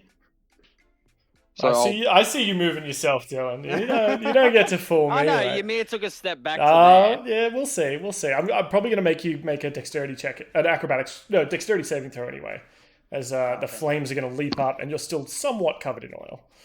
Yeah. and then yes, I'll shoot. I can use the shoot. I'll target you. Where should I target? Just there. Just give me an attack roll to kind of see how good this is. These are all good. 16. Yeah, I think that's pretty good. So this flaming arrow arcs up, lands in the ground directly in the middle of kind of the oil patch, and everything goes up in flame. You may give me a dexterity saving throw. Yeah, you're fine. Yeah. You leap out of the way as the flames rush up to you, but you're able to kind of leap back. Ymir turns his back on the flame and starts walking away because cool guys don't look at explosion. Have you got those sunglasses on? Oh, wait. The sun is the fire ignites in front of Ymir. He whips out his pit vipers. Chucks them on. Have you actually got your pit vipers on? Yeah, you look do. at All right. You hear sort of a squealing and almost like a high-pitched kind of shriek of something burning as all the webs instantly go up in flame, and even obviously some of these trees catch fire. And the druid sort of runs forward. And he's like, "No! What are you doing to my forest?" And Winfred sort of joins in on the burning of the trees. I'm like, not the trees. But we go to Ymir's turn. I heard spiders. We dealt with spiders. There were spiders? As far as I'm aware. What are Tired you do- Druid's rolling for initiative now. What are you doing, Ymir? Ymir's just gonna start walking back towards the house that we were at. Wait, where was I? I was here. So I need to go 1, 2, 3, just get a 4, drink? 5. Thank you. There. Alright, Ymir is going to move 30 feet to these rocks. Right here. Yep. And just take a quick little seat. Yep. An excellent point, which I hadn't considered, is that now you've lit the beacon of Gondor, you Yeah. hear a roar from Yeah. the north of town. Yeah, no, I mentioned that in chat because Timmy's like, we're hiding from it. I'm like, we just lit a house on fire. We're not hiding anymore. Yeah. I saw you The say that, beacons and that's are lit. perfect. You know what? I'm going to give you an inspiration point because you're pointing that out, and it's not to your benefit, but it Yeah, makes no. for an excellent story. So I would like Yeah. to reward that with an inspiration point for you. Beacons of Gondor are lit. Winfred turns to Ymir and and frowns at him and just says, "Are you trying to get us all killed?" Ymir turns back towards the dragon. Come on, bitch. The dragon takes flight This is so bad. off the tower. Meanwhile, you're hearing the crack and snap of something burning as legs pull themselves up over the wall onto the shattered roof. Thank you. Oh, for fuck's sake. Of the building here, and start crawling over.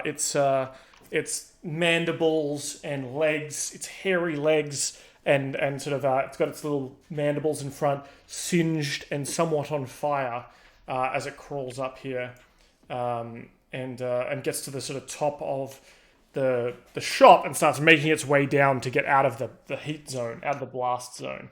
You can see it has taken some damage from this incredible fiery attack and continues to take damage. But it is Winfred's turn now.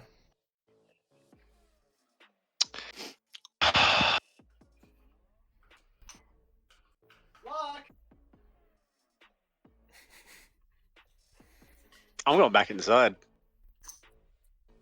I'm going back inside. I was like, Ymir, this is your problem. You set trees on fire and made the spider angry and made the dragon angry, and I'm not having part of it. And goes and sits down, and then hang on, goes and sits down, and then goes and sits in the corner, and slams the door behind him.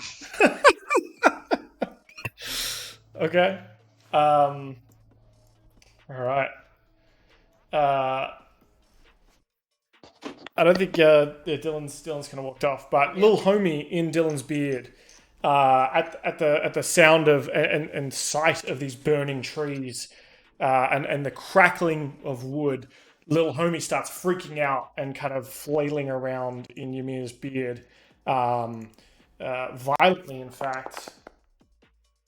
And Ymir, you're going to take 4 damage from little homie, especially as he's sort of in past your defenses, right? And he's just thrashing about angrily as you know, his potential kin being crisped up.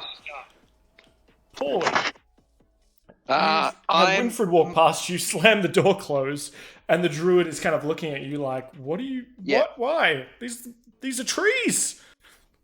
Yeah, I peek my head out. It's like, oh no. Druid? What was the druid's name again? Damn, I should be writing their names down. I apologize. I think Aaron usually does the writing. Yeah, he does. Druid, I'm sorry. I don't mean any harm to the trees, but there's a blight that has been taken over by those spiders, and the dragon will most likely tamp out the flames. I need you to trust me. I want to basically just deceive him into trusting me. Okay, this is going to be a deception check versus his insight. That's not how dragons work. Damn it. 12. Damn it! Yeah, he's not having a bar of it. Ymir yells, "Back burning." It's a controlled burn. I'll move away from the door anyway. I'll still. Wait, why isn't it? Oh, I'm targeting myself. 1 sec. There we go. Just stand there. Standing the fuck back from any door.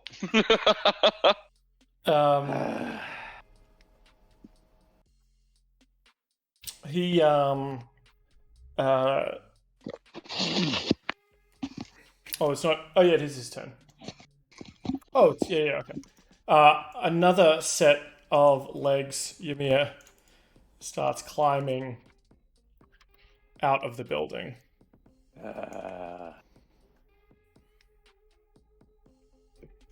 And moving over to you. And, Jesus! This one's been in the fire for a bit longer, though. Yes, it has also taken some damage here. It is not looking great. It's looking a bit bloodied, a little bit burnt, but it is still kicking. And it sort of makes its way over to you. And I need you to make a... Actually, no, it's going to make a ranged weapon attack.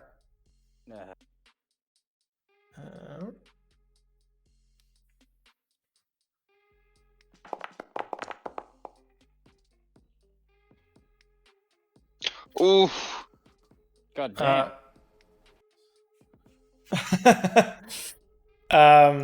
So you are restrained as this web encases around you and little homie, sort of tying you down in place here, sticking you to the side of this rock.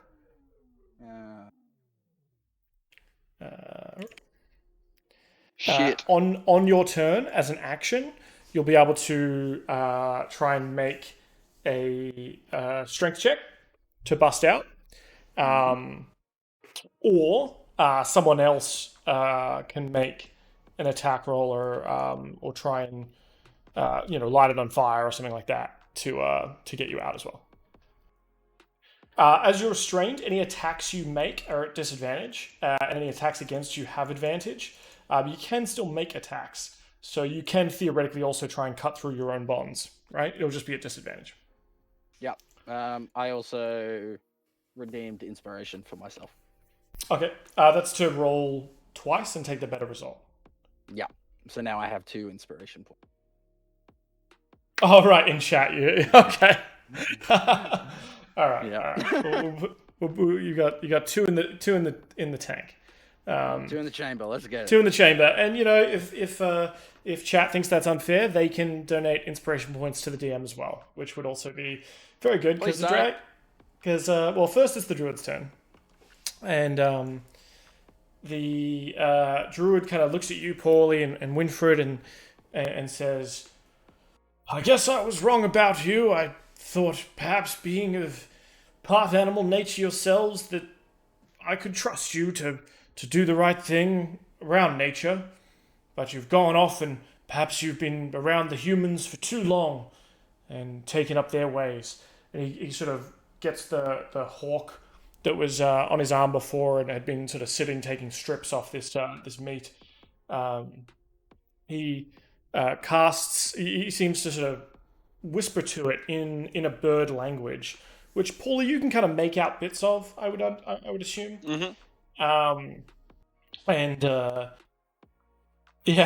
He says you don't catch a lot of it, but you do catch the words.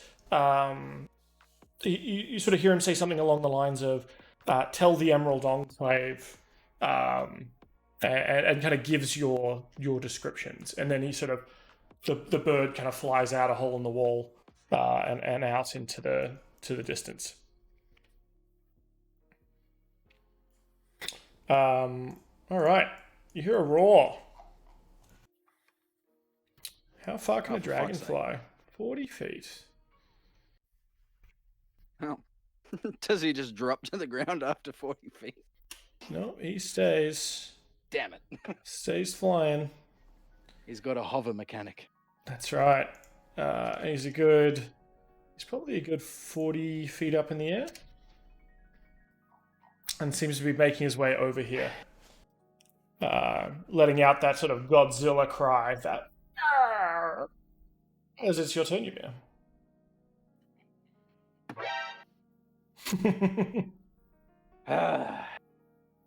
Well, Ymir being restrained currently, can sort of see the dragon off to his right, to his left. The spiders in front of him. Just out of reach too. Yeah, well, not if he throws a spear. That's true. He's gonna start off by popping that bad boy. He's gonna rage because he needs to rage. God, we cannot take the dragon and the spiders. Well, after I'll tell you now. Like you might be look, you never know. You might be able to, but I'll tell you right now, Ymir might not be able to by himself. So you've certainly left him in the lurch here, which is going to make it very interesting when we fast forward time and figure out how he got to Wayback again. Yes. Thanks, Niall. Niall, I hate you. Ymir getting like some dummy thick action from the dragon, so then just runs away the morning after. Ooh!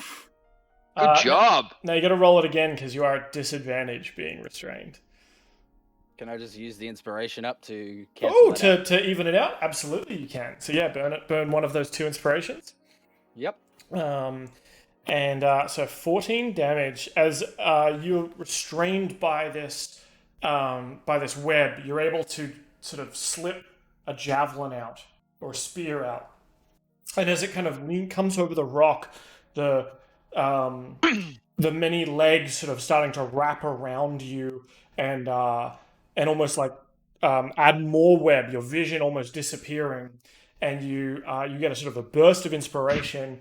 Shove the spear through into its underbelly, where it sort of rockets. Its legs all twitch, and it falls over on the ground and keels over.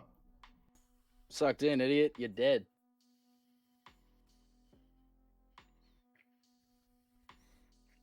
Ymir yells to the party.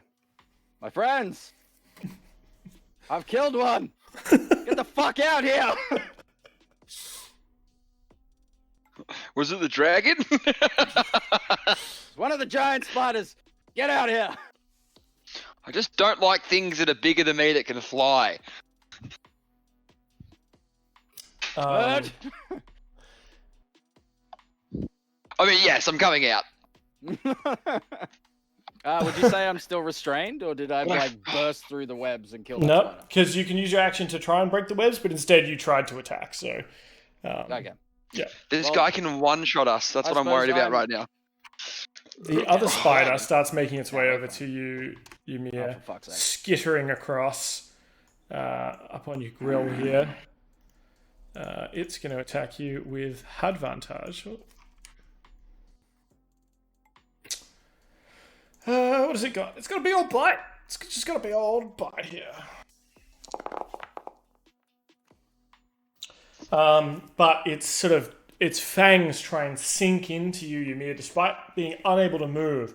There's just sort of this tink tink as it smacks into your armor. These believed to be. I believe that these are daddy longlegs, my friends. They're useless. Get out here! Winfred.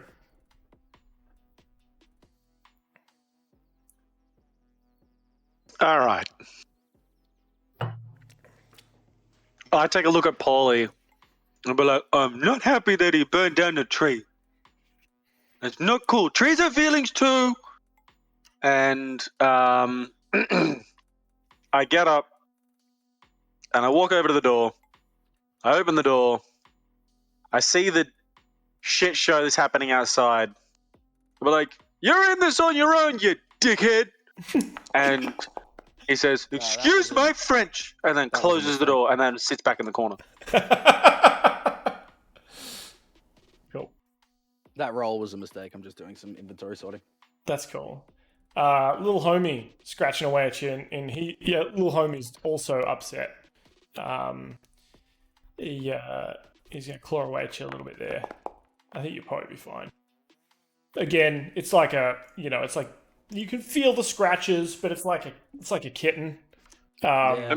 They're more Is just my annoying. microphone too loud, by the way? Because No, Hey, fine. okay, I'm sure chat will tell us if we're. yeah. I'm terrible at having my levels in the right place anyway. So, cool.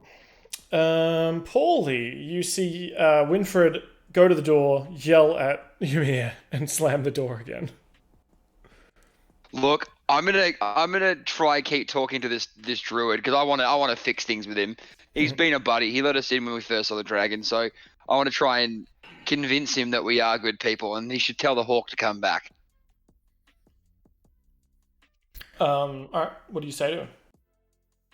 Give me Look, that mate. in character. Yeah. Yeah, look, mate. Like, I understand, right? You know, he's big and hairy, and look, he doesn't understand the best of times what he's doing. But at a whole, and trust me, this is me saying this. He's got a good heart. He didn't mean to hurt the trees. I didn't mean to help him out that one. You just got to trust us and know that we do have nature's best interest at heart.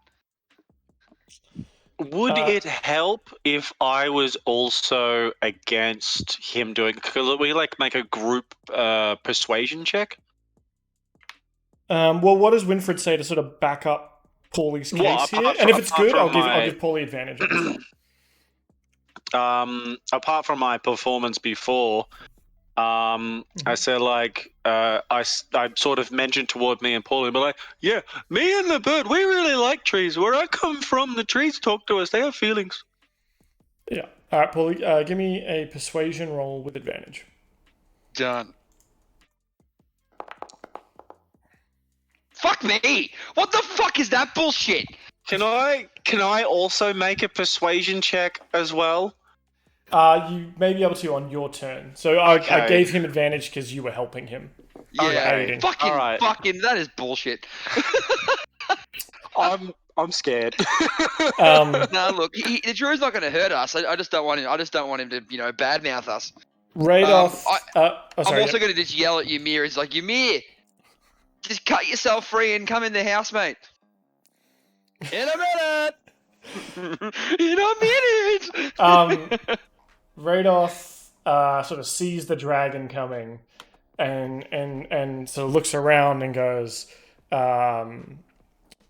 "Fuck this for a game of pick-up pigs," and transforms himself into a, what's he got here? He transforms into a grey squirrel and scuttles out of the cottage through a crack in the wall. You've Fuck got you, to be Radagast. fucking kidding me. Radagast. He's a dick. Oh, Okay. no. Wait, there's reinforced doors. I thought this place was really well kept. Damn it. Okay, we got to get out of here. The walls, I mean, seem pretty solid, but there are sort of small cracks and things that Well, small creatures he can hasn't, see. he hasn't seen us yet, actually. He's just gonna see me. Yeah, you might have to Let's run. You might have to run. Let's get it. The dragon flying up above sees you, Ymir. Sort of takes in the sight as it does its thing, and sees the spiders. Yeah, it's gonna.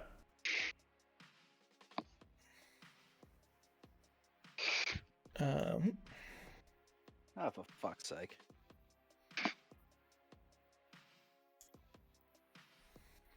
Alrighty. Oh wait, can I? Sorry. Use the system. If I go roll, use ability. You're fucked. You and the spider need to make a Constitution saving throw, and little homie, I guess. Is Not little homie. Not a little homie. Can I use my stone's endurance on that? Yeah. Well, we'll see how much you take for now. So you still need to make a Constitution saving throw. Are you using your advantage on this too? Yeah, absolutely. You rolled disadvantage. So you need to hold Alt to roll advantage, I think.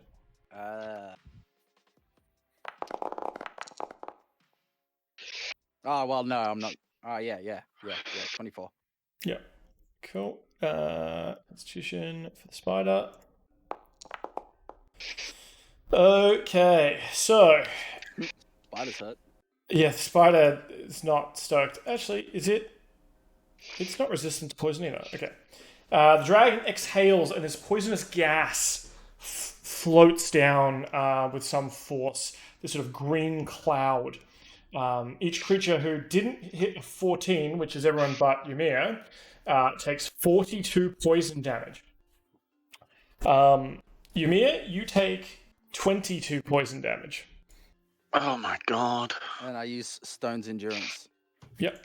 And that reduces it I think by... it's half, isn't it? 42. I wouldn't even. Yeah, he'd one hit me. But he'd one hit me 2 times over.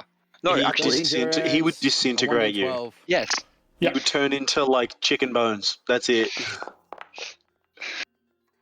Takes 5 off it. it Almost takes a 3 little bit times. extra, so you also add your Constitution modifier, so that's 7 you take on it. Alright, So so I tw- take 7 off 22, so 15 health gone. That leaves Yeah. me with 7 HP. Fuck. And so yeah, you're sort of raging, breathing heavily, wrapped in this kind of cocoon, unable to escape, just writhing there as the poison starts kind of eating away at your lungs and your skin as the dragon flies over. Cool. Ymir, it's your turn. Sick. Can I use my action to break free? You certainly can try. It's going to be a strength check, my dude. free. Oh, come on, buddy. Come on, you got this. I believe in you. You have advantage because you are raging. Good point. Yeah, I'm out. Yes. You break out of the web, the bindings. How often can the dragon do its poison breath? Excellent question.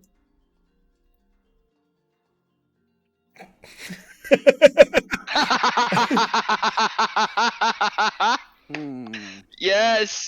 Amazing. Wait. Can I do a would you say It would be. It would be a nature check or an arcana nature check, check? I think. Yeah. All right, I'll take the nature check. Because dragons are seen up in the north. Sure. Usually you you've should know dealt with something more about 'em. frost dragons, though, right? Like you've Yeah, heard stories but of frost dragons. Ymir's going based off of frost dragons. Like they can use their breath so however many times. So Ymir's going to do a nature check and just try and find out. And gets a 10. You know How would that they can breathe. You can't really remember. You wish you paid attention in dragon hunting school. You mostly focused on, like hunting elk and owl bears and fighting and like stuff that you would fight up close, right? You kind of were like dragons. I'll deal with that if I ever see one. Not a big deal. You weren't really paying attention. You know that they can breathe their breath. There is sort of a recharge period, but you're not sure how long that is or how long it can be. Ymir is going to run here into the house, slam the door behind him, and just like get in the corner and just No. No. Now he knows we're in here. Yeah, I mean, you Alright, get... so about Yeah, cool. He's like, no. You don't want to go out there. We're not going back out there. It's not happening. This isn't a thing. We're good. Winfred. Aren't you guys glad that you said yes to my one shot? The other guys aren't here. Winfred The healers aren't here. Winfred gets up on his hind legs, so he's standing up very, very tall, and he walks up right beside Ymir, looks Ymir dead in the eyes, and said, "Help me move this," and then motions toward the meat stick that's hanging over the fire. And he opens the door, throws it out into the street, and then says, "Run." And then I'm going to use that as my action, and then I'm going to dash out the back door here in an attempt to, like, get away from the dragon. Mm-hmm. Now, from where I was, I'm going to say I was, like, here. I can't measure. Why can't I measure? There we go. Measuring tools. So here. If you hold control and then left click, even with the Yep. normal selection, you should be able to measure too. Cool. I want to, like, with my move, I want to do that and then, like, use it as a sort of a distraction and then run around behind the building. Hang on. There we go. Hang on. Fuck off. Yeah. And run around behind the building. And it's not letting him do it because I'm a dickhead. There we go. Yeah, you just can't click through walls. There we go. Yeah.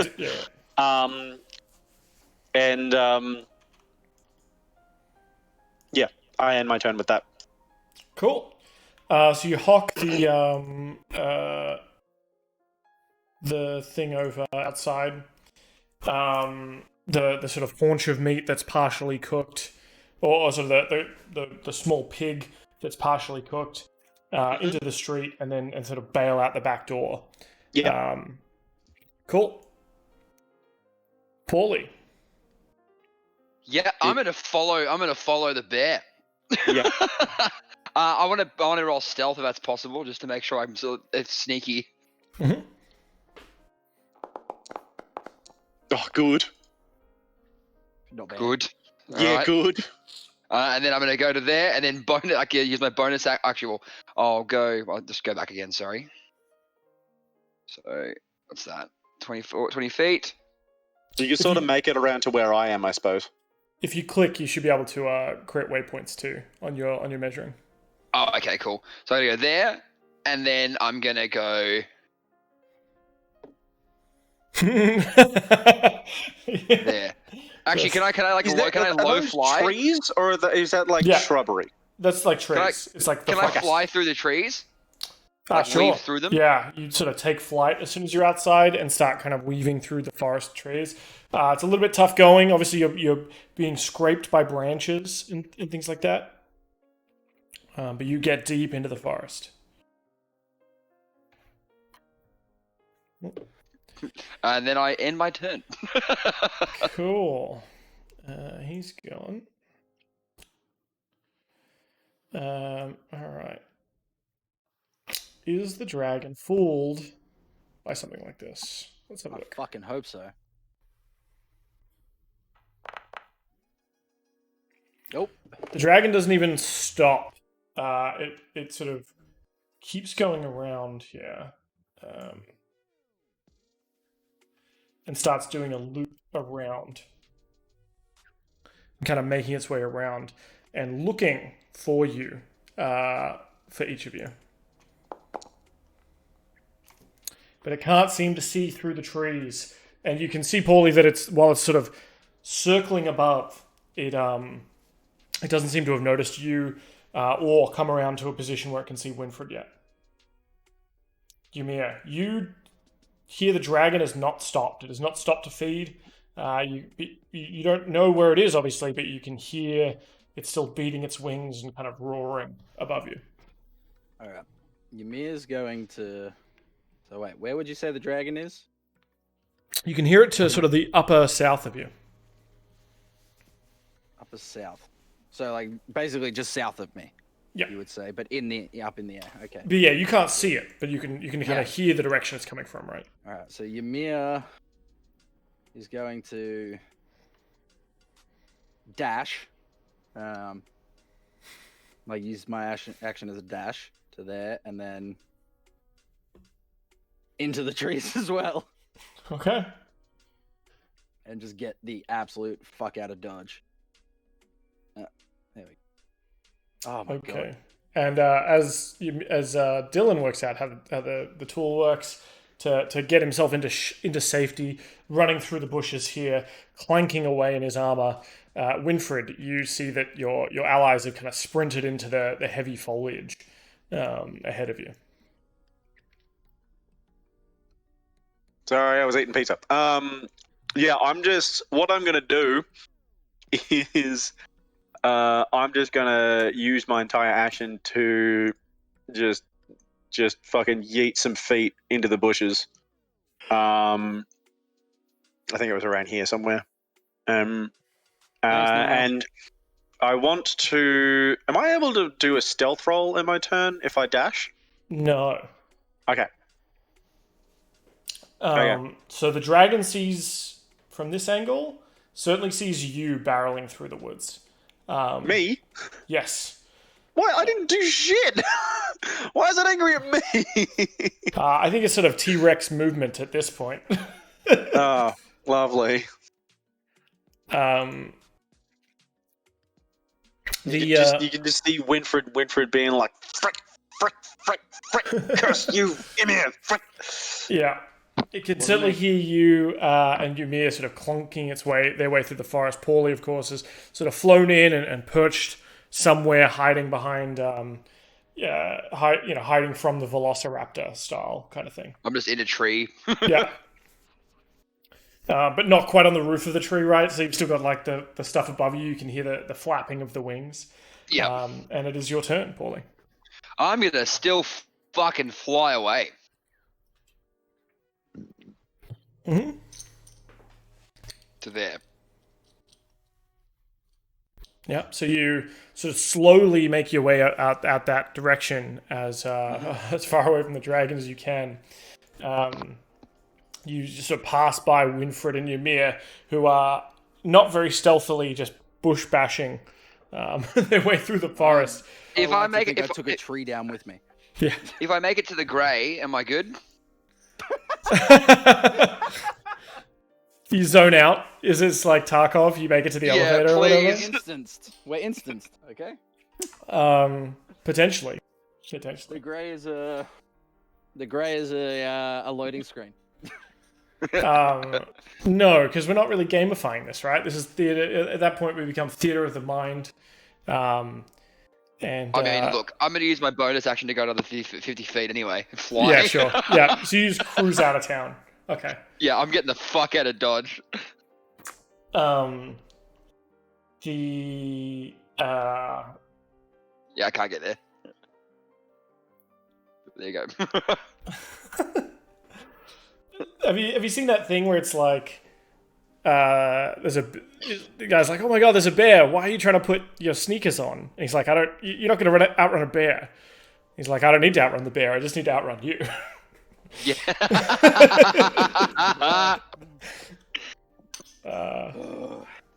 Teamwork makes the dream work. All right, let me read some shit here.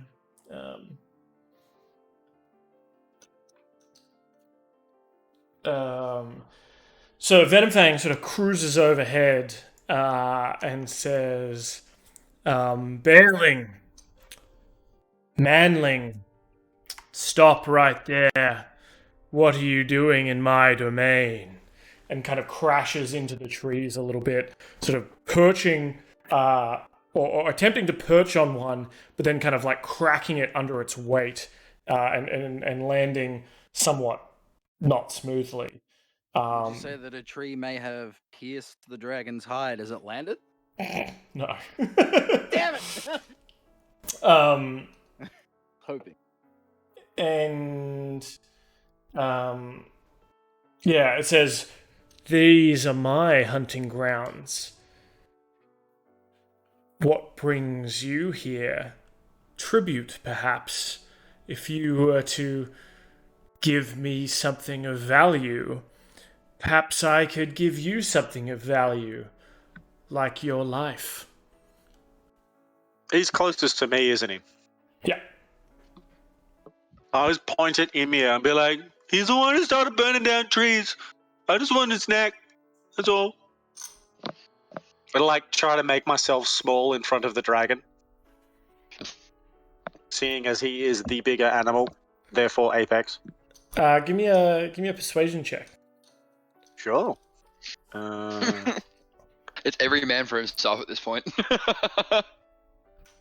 Probably a good thing I've got a bonus in charisma. It's because he's charming than the average bear. Yeah. No, it's because he's cute and cuddly. Now, hang on. Wrong ability. I have the perfect thing to say if you do fail this roll. Oh, fuck me. That That was nearly a 2. Yeah. So 13 in persuasion. The dragon sort of sees you cowering before it, and it kind of raises its chest up, feeling quite regal, like, yes, I am the apex predator. Ymir, how do you react to this? Well, Ymir addresses the dragon and says, would you like an item of value or a trophy of value? Which would you prefer to allow us to pass?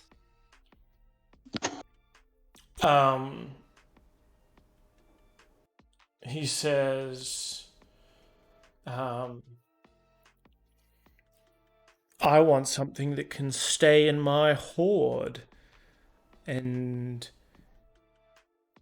will be there for thousands of years. So any trophies you bring me had better be inorganic. How about a giant stone knob jockey with a fucking head full of rocks? Bear, I will deal with you later. Fucking I'm come at going me, to bro! converse. The dragon kind of looking between you two who are arguing. So, I'm not the one disrespecting this dragon's lair. Don't start shit with me. I'm not disrespecting shit. There was You a burnt spider. down his I trees! dealt with it. Give him the potion. That would create such a paradox of if he gives him the potion that he then uses in the future. No. The potion of fire giant strength I got in the next encounter. No, I meant the Fuzzy Knights one. Yeah. Try get him to drink that. The what? Okay, so dragon, I have this decanted liquid that looks like it has been sealed for an age. I will give it to you if you partake.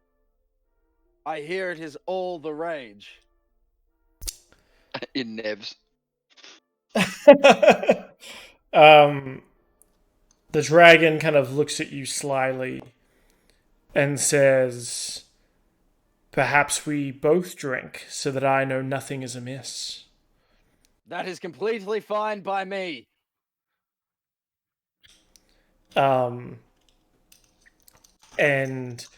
he sort of comes up to you. He sort of makes his way through the trees over to you. Can we meet in the middle? But yeah, sure. Yeah, so you both walk to each other. Meet in the middle.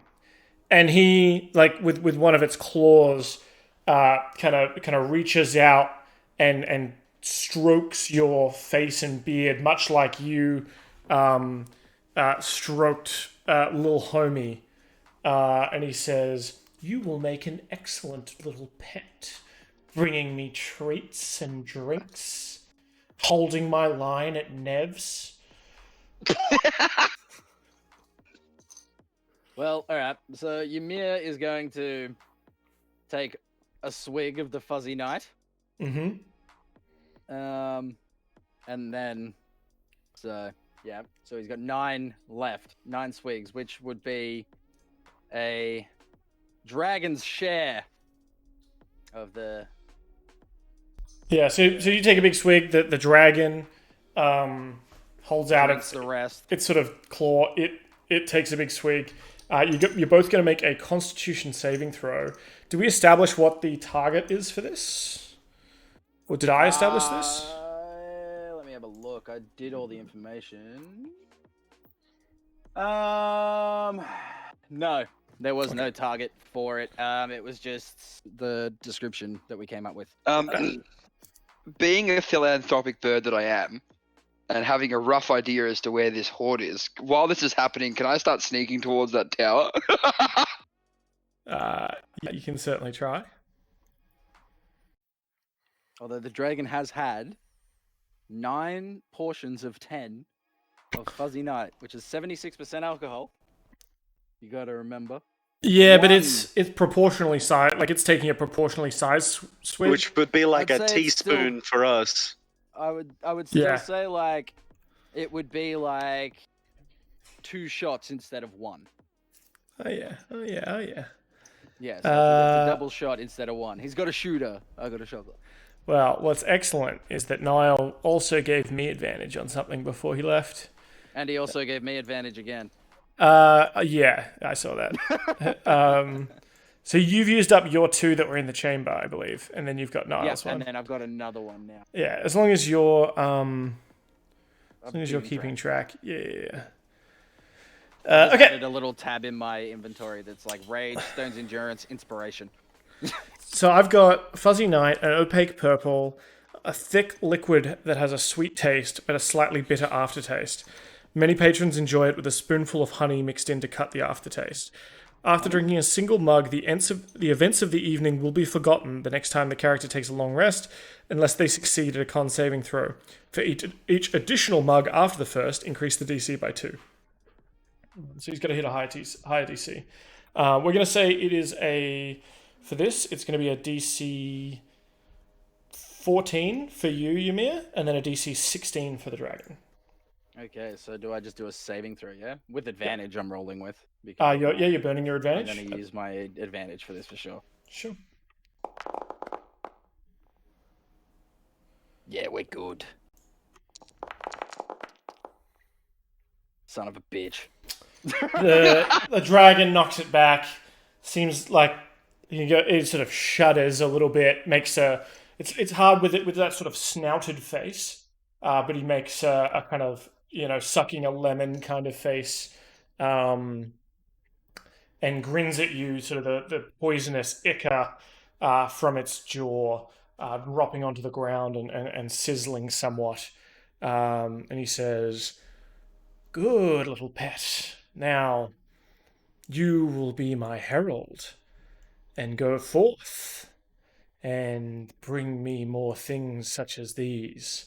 Paulie, during this time, you're making your way out, are you?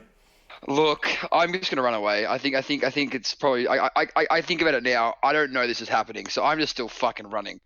I mean, you can see that they've sort of landed and are speaking. I think you can see that through the trees for sure. You probably can't hear from that distance the conversation. Paulie, it's probably a good thing that you can't hear this because I'm currently looking at a Goliath make fuck me eyes with a dragon.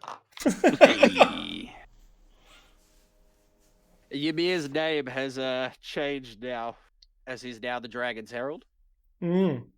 So he is now Ymir Dragon. Herald of Venomfang.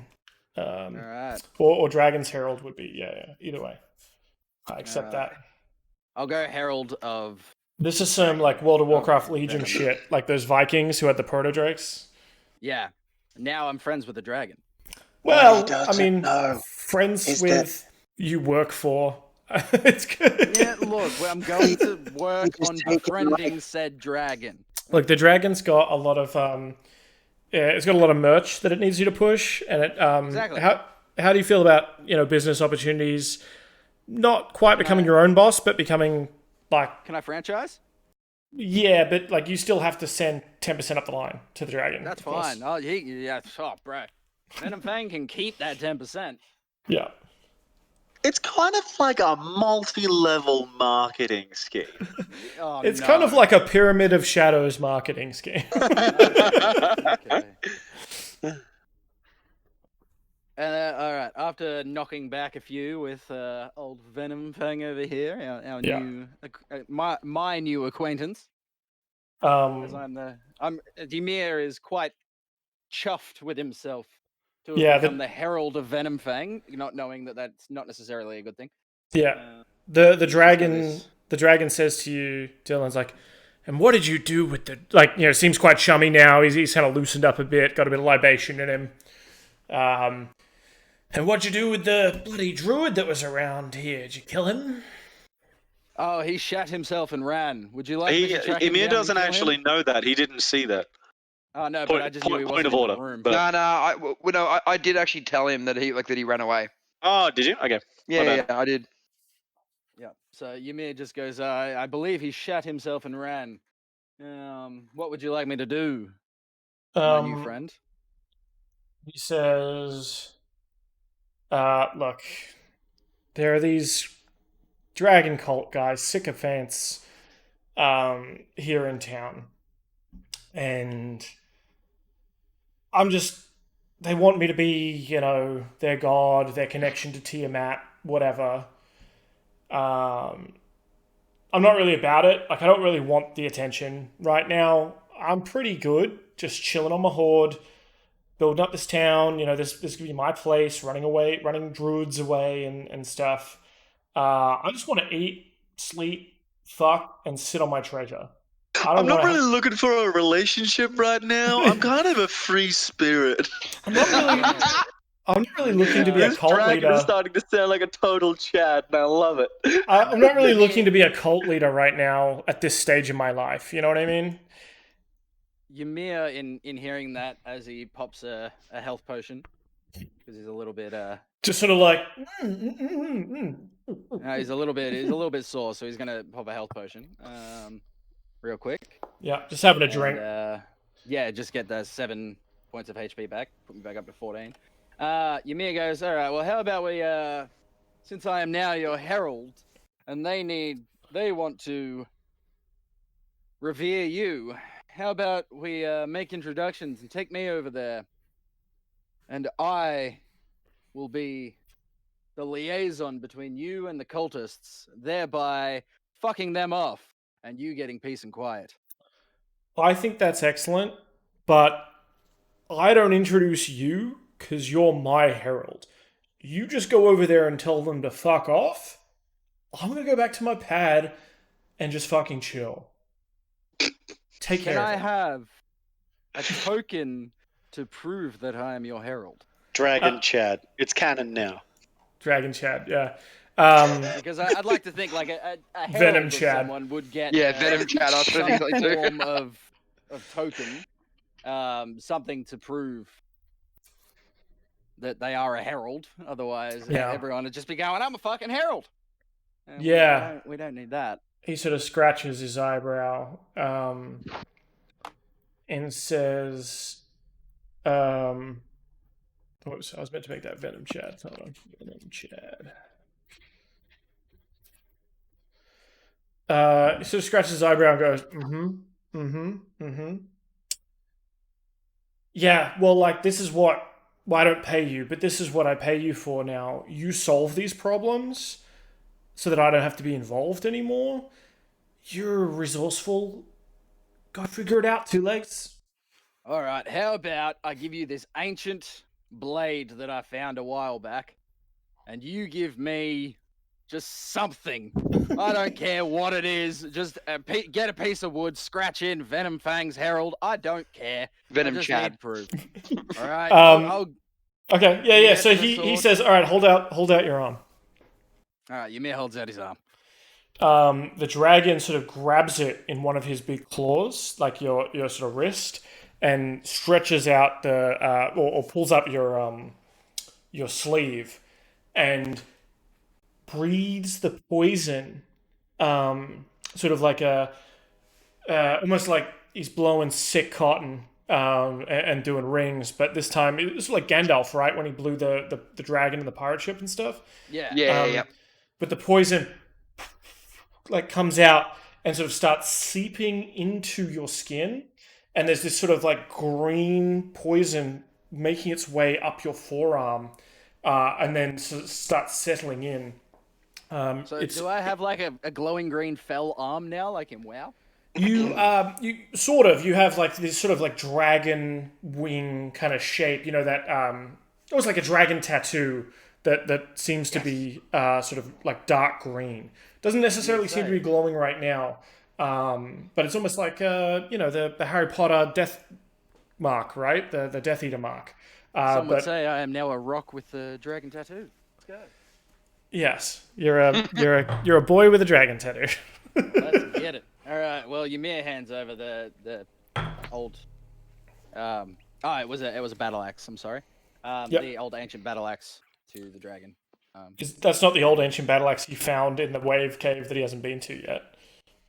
Oh, no, that was 1 second. Ymir Oh my god, Paradox! Ymir's head Ymir, explodes. Ymir hands over. Yeah, okay. It was a longsword. That he found in the goblin cave. So he hands over one of his old as fuck longswords. Yeah. Found Cool. The most ornate looking one. Fuck yeah. Venom Chad takes that shit and he's like, dude, nice. Love swords. Big sword fan. Now Ymir goes, okay, I'm gonna go talk to the cultists now. I'll see you at your abode. He says, yeah, whatever. You know the outcome. I'm gonna go do some poison lines or something. I'll catch you later. I'm out. Sick. Venom Chad out. Lines. Ymir feeling quite. Oh yeah, continue. Yeah, let's say Venom Chad pieces out. All right, Ymir feeling quite chuffed with his new sick ink. It hurts though. It fucking hurts. Oh, well, it's fresh. Well, it's gonna hurt. Ymir looks over to Winfred and just like with a shit-eating grin, he's like, check this out. Mace of the Dragon. And then turns back around and takes his last swig of his healing potion. He's got one left. And just pops that one just to sort himself out again. What do we got? We got 4, 8, 10. All right, well, we're back at 24 HP and starts wandering back over to these cultists to tell them what is Winfred doing and what is Pauly doing? I'm still sitting there astonished that the guy that did the most damage is the one that made the deal with the dragon. Mm-hmm. Like, I was genuinely expecting that he was going to get his face bitten off. There was not one persuasion roll in all of that. that is very true. To wet the whistle. But I also I do like the role play that Dill was busted out there. They're like, hey, free drinks. Everyone loves free drinks, including Venom Chad. All right? Hey! Plus, it may not actually be an excellent thing to be the herald of a drag. Oh no, I don't think it is. I think it's You a worse. It's a worse fate than death. Chad Dragon's bitch boy. That's what you just became. Yeah, I'm you a gotta go get monstrous him. dragon. You gotta go get him his cigarettes. You gotta go get him his beers. When he calls Uber Eats, you've got to go down to get it. Oh no, I don't live with him. He never made this decision. Like when I'm in town. No. You're bound to this dragon now. Yeah. When I'm in town. I come back to town and I assume this is a conversation Winfred and Ymir are having as they walk back. No. I'm still in the forest trying to look for Pauly. Like. Yeah, Ymir is walking over to the cultists for a bit more roleplay. Okay. Just crossing through town, the fires have mostly gone out now. He walks past the sort of charred corpses of the spiders. Yep, they're fucking dead, sucked in idiots. Do you have anything so you can pour some out for little homie? You're gonna pour some out for little homie. Did little homie cock it and all of that? Ymir picks up the corpse of little homie and just puts it in his backpack. You killed little homie? The dragon did. Your boss killed him. Yeah, my boss did. That wasn't Revenge. me. It came from the top. That's it. I'm starting a petition. I'm starting a poll. Revenge for little homie. Who wants it? Absolutely not. I'm friends with this dragon now. Ymir clambers through the fallen tree and arrives at the other side. Where would you say Ymir? I'm going to do a perception check. He's listening out to try and hear the hustle and bustle of these cultists. Pauly will come join him back. So I could basically go to Winfred. What the hell was that? Yeah, I want to see as Ymir's looking around. I want to just land beside me. Like what the fuck? Bro, it ended on a 19, but it gave me an 8. Are you? Oh, whatever. Probably rolled over. I want to see the conversation between Pauly and Winfred in the aftermath of that. Basically, I'll just meld out of the bushes, going, "What the fuck was that?" Winfred's sort of still trying to figure it out in his own head, and he turns to Pauly and just says, "Well, we were running from the dragon, and he landed beside us, and I called Ymir a knobhead, and then knobhead and the dragon made friends, and now Ymir's bound to a dragon." I accidentally hit my keyboard. I'm just swinging my axe at nothing. Just going through the trees, just... yeah, so Pauly and Winfred. Okay. I don't know about this one, Pauly. He seems like he's trying to get us killed. Ymir always tries to get us killed. You get used to it. It's okay. Bitch boy gonna give me an aneurysm at some point. I'm a bear. I don't know what an aneurysm is, but he's gonna give me one. Like I said, you get used to it.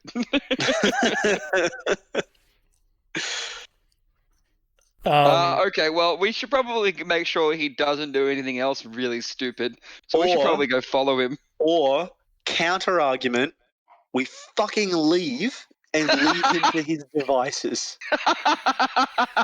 Ymir is okay with this. Let's just go and get Thorendir. We'll go down the pub. We'll have a pint and wait for this whole thing to blow over. We'll go to Nev's. We'll go to Nev's. Let's just go to Nev's. Go to Neverwinter. Let's line up for Nev's. We don't got to line up for Nev's. I'm good mates with the doorman. It's all good. Oh, that's right. You know a guy. Yeah. So these guys are leaving. I'm still. No. Look, if you wanna, Winfred. No. Winfred. Look, I understand that he's a knobhead, but he's our knobhead. Okay. So, as stupid and as rock-like as that brain bloody is, you got to stick with him for a little bit longer, and then I'll buy you the first pint at Nev's. Okay. I'm holding you to that. I'll buy you the first pint. No worries, mate. All right, fine. He sort of just picks himself up and starts walking toward the path.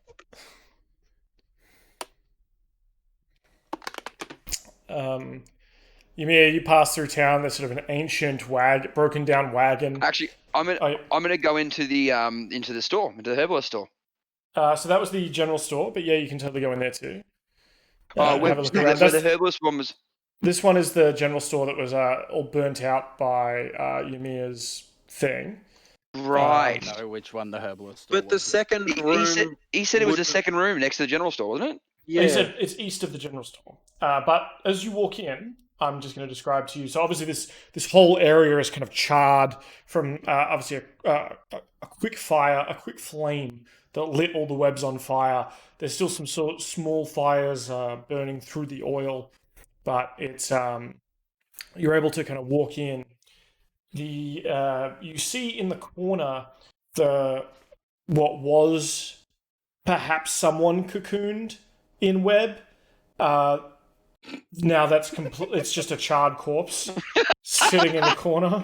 Can I make a perception roll to see if there's any identifying things on the person? Mm-hmm. Wait.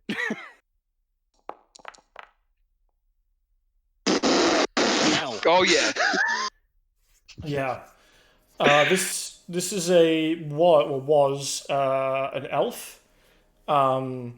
It was wearing studded leather armor and has a short sword in a scabbard at its hip. The scabbard is somewhat burnt and blackened now, but the short sword itself has a small emerald in the what is it? The hilt? Yeah, the hilt. And you notice that in a little belt pouch there was some sort of potion vial, but its contents seem to have boiled away. Though he does have 23 gold and 35 silver Dibs. in his pocket. All right, you can take the gold. I'll take the sword. Wicked. All right, Pauly, how much was it again? Sorry, Dan. I've just put it in chat. Oh, okay. I'll grab the sword. At an eyeballing, you think the sword itself seems pretty nice, nothing crazy. But if you can get that emerald out, you reckon that emerald's probably worth a good 20, 30 gold. We'll say 30 gold. Hey, Pauly, didn't that druid say something about an emerald people around here? Emerald Enclave. Yeah.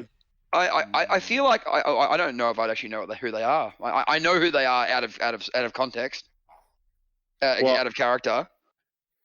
But I'm just going to make a straight wisdom throw here. You would know who the Emerald Enclave are. I can probably just say to you that he's talking about the Emerald Enclave. Well, I'm going to think that the Emerald Enclave have emeralds on them. So we might find more of these if we find this enclave. If Winfred probably has met them, but maybe they haven't introduced themselves as Emerald Enclave, right? Like because you've probably met druids and sort of rangers and nature people who are one with nature. People, yeah. Yeah, and who are usually like pretty nice to the forest, and they're your kind of people too, right? But you may not know them as you may not put two and two together that those people were Emerald Enclave, if that makes sense. Sure. Based on that role. Okay. I want to go and check in the other room. Cool. So there is a part of the wall has collapsed out the back here. Some of the fires are around here as well. But you don't see anything else in this back room. Can I make a perception roll to see if I can find any Twinkies? Twinkies? Sure. Yeah, I'm fucking hungry. Give me that schnoz roll. 12. You don't smell them, but you smell a smell that you've started to get used to. You can smell, generally to your kind of south, there's a mix of those kind of twiggy, woody kind of smells, and also sort of I can't move through the collapsed wall. Through the faint smell of those sort of ash zombies as well. You think both of them are about. Hey, Pauly? Pauly? Yeah. I over the wall. I can smell more of those zombies, but down to the other building, down the south there. We cut back to Ymir. Let's not go anywhere near them, please. I don't want any more zombie bites. Ymir, you're sort of still making your way through town. They paved Paradise, put up a parking lot, and you found it. Yeah, Ymir's looking for the cultist still. Can I look into this building here? Yep. Let me describe. So let me describe the town square that Ymir walks through first. Where is my handy dandy notebook? Come on, Blue. Come on, Blue's Clues. There we go. What'd you walk past? Number 10. On the east side of town, the lane opens up to form a small square. Several ruined buildings surround the south side of the square, but a larger, intact structure to the north looks like a barracks of some sort. One lane leads southeast, another heads southwest, around the hill in the middle of town, and a third way meanders north. In the middle of the square, leaning to one side ever so slightly, is a weathered wooden statue of a warrior clutching a spear and shield. Now, are these a real spear and shield or fake ones? No, it's just part of the wood of the statue. Okay. Never mind. You see Winfred try to like mimic the posture of the statue, but his belly sort of like sticks out. Ymir Like sucks it in and then just lets it drop. Sort of like Poe the Kung Fu Panda or whatever. Pretty. That's what I was going for. Yeah. Ymir is still just in looking for these cultists. Just wants to listen out for a moment to see if he can hear anything again. Cool. Give me a Perceptione check. Yep. 16. You hear shuffling about in there, but it sounds more like the scraping of feet on the ground rather than your typical kind of walking and whatnot. Ymir turns around and goes, "Not that one, Winfred. Not that one." Snoz roll. Sure. It reeks of undeath and ash. Okay. I'm gonna just draw a little X on the ground here, in the dirt. Yeah. Just be like, Perfect. no. Ymir just starts following the path around. I'm gonna take my stick. I don't know. Follow me. Pauly, you against my better judgment. You come across a shop that looks quite ruined and also has sort of these growths of vines and things like that. It's cluttered with sagging storage shelves and broken furniture. Shards of glass and pieces of pottery glint in the weeds and rubble next to rotted books and casks. Right. Now, if I remember, it was behind a shelf, wasn't it?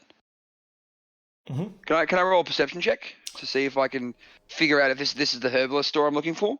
Yep. Give it to me with advantage because you were kind of given instructions. You may not need it, but yeah.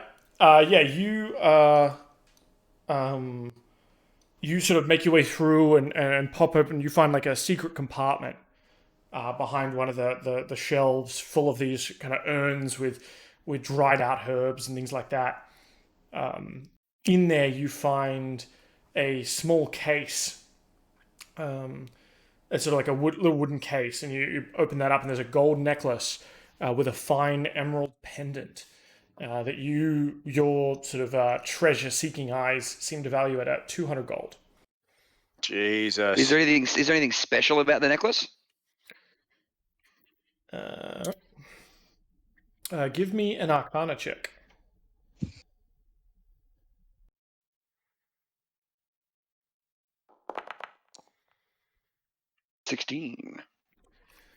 You think that this is a special herbalist necklace that once per day, if you're wearing this item, you've got to activate it to get resistance to poison and acid for an hour. Then I will put this bad boy on. Boy, that would have been handy before. So let me also write this down that you've got. So you've seen things like this. It has sort of runes on the back, and would probably come in quite handy for a herbalist, so that they don't poison themselves while they're mixing potions. Hey, actually, now that I think about it too, I mean, look, because this is beforehand. That poisonous jelly thing we fought. If I was wearing that, perchance, wouldn't I have been hurt less? Just saying. Potentially. I will wear it though if I can get that. Like, what would I put it into D&D Beyond as? Put it as Emerald Necklace for now, and I'll go into D&D Beyond and create the magic item custom and add it. Awesome. Cool. Ymir wanders down here to this southern building. So this is a small farmhouse that appears to be just another empty house at first glance. However, all the doors are shut and the windows are shuttered, rather than being overgrown and looking terrible. Ymir just 0. No perception. Ymir doesn't know what's going on. He just walks up to the door and knocks. Yeah. The door opens. What the fuck is that? And there's a dude in there with sort of this mask, this almost like a domino mask, but with sort of spines. And they look like dragons. He looks out at you and says, yes? No, thank you. No, thank you. We're not buying anything today. Yes, we don't care. We're not voting. Whatever. It's fine. Thank you. And he goes to start closing the door. As he goes to start closing the door, Ymir... so which way would you say the door opens? Right to left or left to right? It does. I'd say right to left. Yeah, right to left, sure. Yeah. Okay. So as he goes to close the door, Ymir puts out his hand that's got the mark of the dragon on it. Mm-hmm. And stops the door. Oh yeah, so that holds the door up so you can very clearly see it. Holds the door open with that at about eye height for the cultist. Yep. And he says, "Oh, friend. Oh, okay. You're a devotee yourself, I see. I've come to gather for the horde of our master."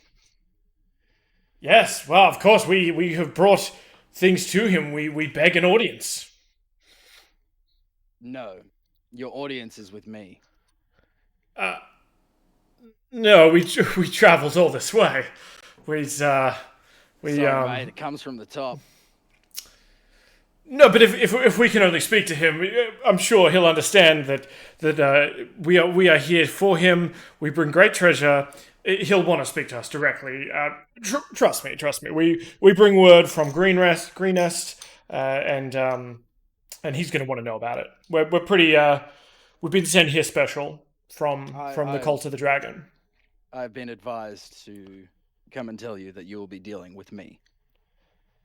I have the mark. I am the herald. You deal with me, or not at all. Perhaps you can check the list again. Ymir holds up the mark of the dragon as to be perusing a list of names, and goes, "Nope. It looks like there's only one name here, and that is Ymir." He says, "Well, this is," and he kind of looks back into the room where the other, you imagine the other cultists are kind of hanging out, watching him, and he sort of leans in close and says, "Mate, I promised them that we'd get an audience with the dragon, see him in all his splendor. Some of them have never seen a dragon up close before, and that's the only reason they joined.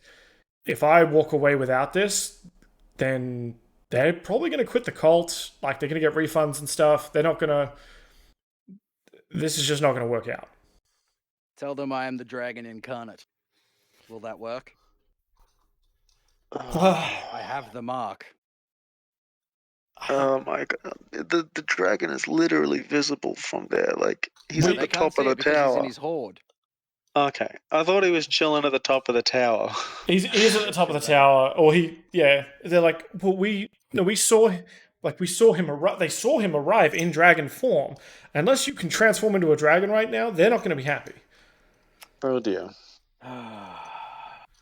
Bear with me. Ymir just.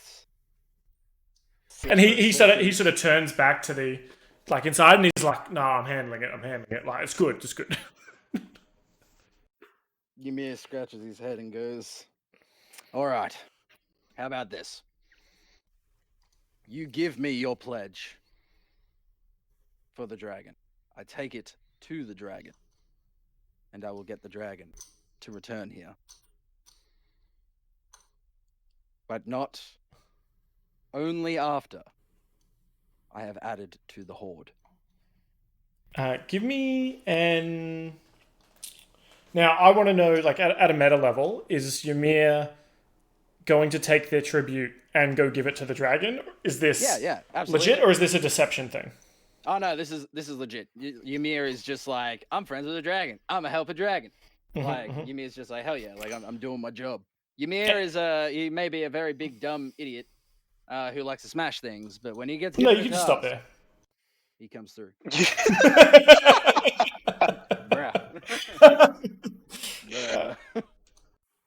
No, you're great. You backed yourself into this corner. Just making that one very clear. Oh, I know. I backed us into the other corner as well, where we became friends with the dragon. So you became friends with the dragon, and I wouldn't call it becoming friends with the dragon as much as becoming a dragon's beach. Doesn't matter. Still friends. So he says, on your honor, then, I'll let you take our tribute to the dragon. He's going to see how excellent it is, and you can convince him to come down here and speak with us. I will try to convince him. You sort of give me a now. Is this because Ymir's playing good cop here? So this is more sort of a persuasion check, I think. Yeah, it's more like a come on, guys. If you Hey, considering it's been a while since combat, can Winfred take a short rest? I'd say you've been wandering around town for, not getting into trouble for a little while. Sure. Does that mean Ymir can as well? Yeah, you haven't been doing anything overly strenuous. Lit. Ymir gets to go back to 26 HP. Anyway, Ymir's more going, come on, guy. How do I recover my hit points? I just type them. Double click on your thing and just type next to your hit point thing. You can edit it there. Oh, no, it hasn't told me how much I recovered. Short rest. Did you click short rest off the character sheet? Yeah, I did. It didn't ask you, do you want to roll hit dice? Yeah, but it didn't roll it. Interesting. Okay, just try and roll a d12 and then add your constitution modifier. D12.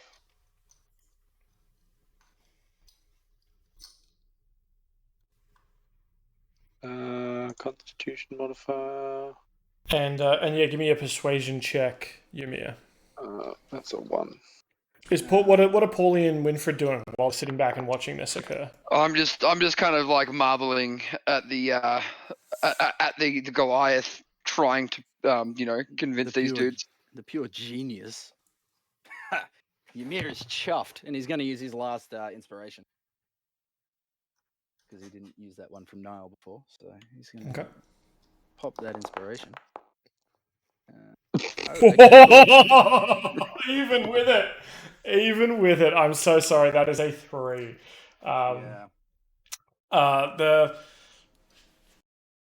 That's pretty funny. That is hilarious. Yeah, that's so rough. The head of the cult, because I rolled that nat 20 before as well. Yeah, just swings and roundabouts. So the cultist goes, "No, we're going to take it to him ourselves, and if he deems it that we are to be blasted down with poison, then so be it. But we're not going to let you hold us back from seeing the glory of Tiamat's children in person." Now, friend, buddy, pal. He goes to push past you out the door. Now, guy, friend, buddy, pal. Listen to me. I am. I mean, you're a big boy, so he's trying to push past you. I'm not budging. I'm just sort of standing there like, hey, guy, come on, bud. Mate, chill. He says, "Do not keep me from this task. I am resolved." All right, mate. Give me a moment. I'll go speak with our lord, and I'll be back. All right. Ymir closes the door on the guy's face and walks back over to the bird. I definitely want this conversation. And so Pauly, Nope. they have a lot of treasure in there. I know how you like treasure. Yeah, I like treasure, but I don't want to buddy go near that dragon. No, I'm going to the dragon. I'm going to wander off for a moment. And then I'm going to come back and say, okay, everyone come with me. I'm going to take them around the bend. And then you are going to sneak. Actually, never mind. That's Ymir, terrible. if you die in this Ymir's gonna timeline, leave. you're gonna create a paradox, and then we're gonna have to deal with it. It's just gonna become one big headache, and I just don't feel like it's worth it. Ymir ain't going to die. Is Right, okay, fine. You know what? Bird, never mind. Right, you've done some pretty terrible ideas before, but I don't mind this one. So, I'm going to go into stealth, if that's possible. Ymir is going to wander around to the front of the dragon. 17. Fuck it. You know what? Winfred is gonna get his great kilt, and he's gonna like flip it over his head, so he's sort of just got like the front of him covered, and the back, and his butt's out, and his head's covered. He's gonna tie it around his neck like a little hood, and he's gonna follow Pauly. Like dun dun dun dun dun dun dun dun dun dun. He's doing his own sound effect. Dun, dun, dun. I'm loving the like hospital gown butt hanging out. Yeah. Fantastic. I can't seem to walk into that bush. And I'm gonna make a stealth roll. For shits and giggles. Oh. Went about as good as you'd think it is. Mostly because he's still humming to himself. Actually, can we make this the point where I give him the bear fur? No. The bear pelt? No. That's no.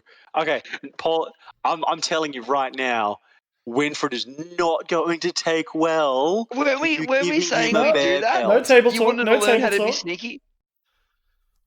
Does it happen? Or, I don't want to hear table talk. I don't want to hear Is Pauly Timmy and doing Jacob this? talking. I want to see Pauly and Winfred if this is going ahead. No, it's fine. I'll leave it. I was all for it. Chaos. No, because I don't want to annoy him, and out of character. I just remember we had a conversation saying you wanted to learn stealth from me, and I remember we were saying that we'd give you the bear pelt. Yeah, we did. We did have that conversation. Yeah, no, and then Dan and I had a hearty conversation about character development for Winfred. Yeah, I don't think you'd be all about. I think we established that wearing it's like if you were to wear the skin and feathers of a bird. Yeah, I get it. Of a different bird. Like if you went to a festival and saw some drunk white girl wearing a shaman headdress with all the feathers. Oh yeah. Pauly, I feel, would just be livid. Yeah, okay, fair enough. So Ymir has. So I'm assuming this big building right in the center of town, up north, is the Dragon's Hoard. Yeah, we'll just hide here. Yeah. Yeah, there's sort of a cottage with a big tower to the east of it. So that's the cottage with the tower. Yeah. And both are in pretty good condition, although half the tower's roof seems to be gone, and that's obviously where the dragon kind of flies in. You can't see the dragon from your vantage point, but you kind of march up the hill a little bit here to get to the front. And you see near the edge of the pathway the corpses of two hideous giant spiders sprawled off the side of the road. Their bloated bodies are puckered and blistered as if sort of they themselves were poisoned, and they appear to have been mauled by some kind of large animal. Yeah, okay. So Ymir, just being the herald and all, so walks on inside. Mm-hmm. Closes the door because he's got manners. Makes his way over to the other door. Yeah, great manners walking to someone's Opens forest, this burning one. down their shrubbery. Walks in and goes, "Excuse me, my lord, Venom And- Chad." He sort of his head kind of snakes down through the stairwell of the tower, and he says, "Ymir, wasn't it? Sure, why not? Very good. You got rid of those cultists." Not so much as of yet. Oh, God, I give you Tiamat below. I give you one job, and you fuck it up, mate. Oh no, it's still underway. Trust me, my compatriots, they're giving me a hand. This is gonna cost you. This is gonna cost you. All right, I'll give you another sword. No. This time it's got to be gold. You gotta add to the hoard. What do you got? Alright. Empty your pockets. All right. Oh, Ymir has Legit? earned it. Is he being dead serious? Yeah. Ymir just throws 61 gold into the pile. Oh, yes. He sort of scoops it up, puts it into. You see that he's got like a chest up there with him on sort of the upper floor of the tower. You kind of catch a glimpse of it. And he pours it in. It makes a satisfying clinking noise. And the dragon's like, "Okay. Look, I forgive you. Against my better judgment, I'm going to give you another chance." Mate, I'm still on the first chance. I'm still working on it. I just came to discuss the events because I thought the ever so esteemed Venom Chad would like to know the proceedings of what's happening. Sure. Mm-hmm. So I've spoken with your cultist problem, the vermin as we'll call them, because they seem to be an infestation on your town. Tried to get all of their tokens of appreciation for you from them. But apparently, I'm not very convincing. He says, "Well, you're all not covered in scales. I'm surprised they didn't reel in horror at the sight of you." Well, me too. Me too. Do you know roughly how many of them there are? Why would I care? That's a good point.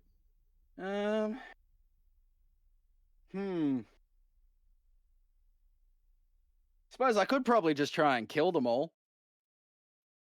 How's that sound? Sounds pretty good. Yeah, kill them and bring me everything that they had. Thank you. Yep, too easy. See ya. Oh, He walks back out God. the door.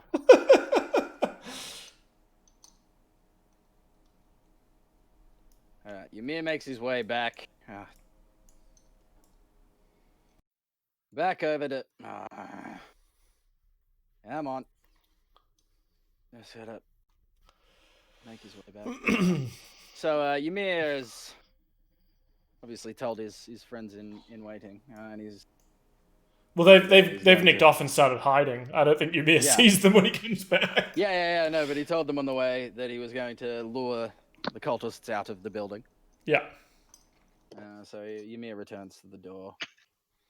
And just, instead of knocking this time, just opens the fucking thing. Yeah. He goes, "Mate, he's like, "Oh, how many yes? of you are there?" There's 6 of us. And we have a chest full of treasure to bring to our lord Venom Fang. All right. Can I? I'll escort you one at a time. He only wants to see one person at a time. Simple as that. He's a busy dragon. You know, surely it would be faster to see us all at once. If you want to go all at once, you can go all at once. I don't care. I'm just telling you what I've been told. Well, perhaps we'll go and you can take us into the building one at a time. But I mean, we're not gonna. We want to show that it's a group effort to bring this treasure here. We stand united.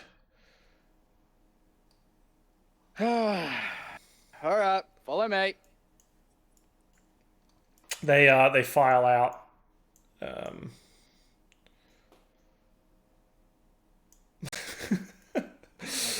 And two of them at the back here, we'll say, sort of holding the chest between the two of them, right? Like one on each handle.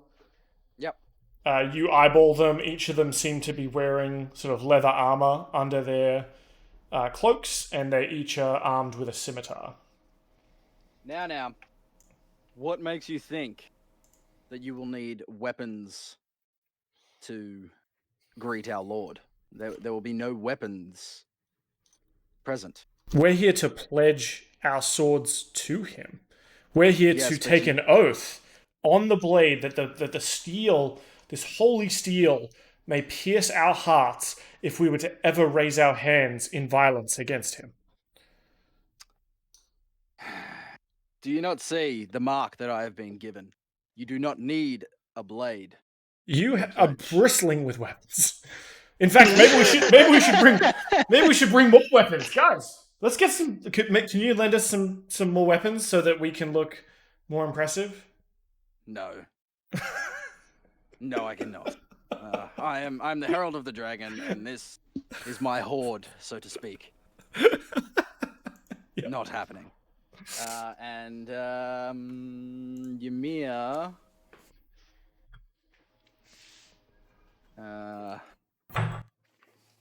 Wants to get a bit of a lay of the land of these guys. Sure. How do they look tough? Do they look like they're just shitty little cultists, or are they very tough? Sure. Give me an insight check.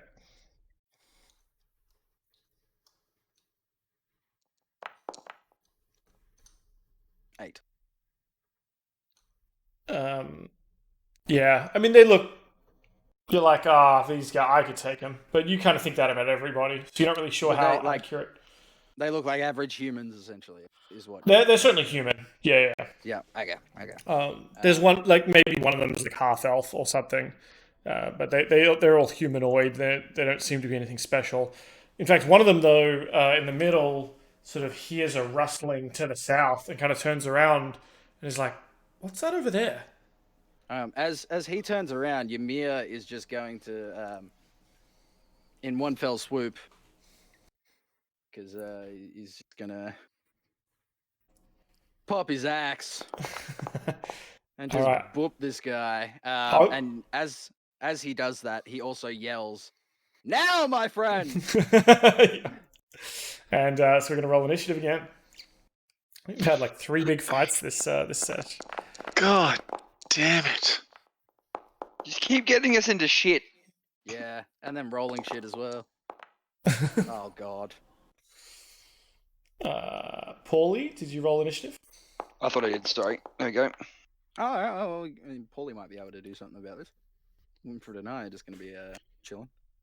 Yeah. 23. Winfred still thinks he's in stealth mode, so he just hasn't moved from his position. He's like, if I don't move, they can't see me. Like Drax. Yeah, Ymir, exactly like Drax. You clock the axe into this guy in front of you, and he kind of screams. He's like, "What?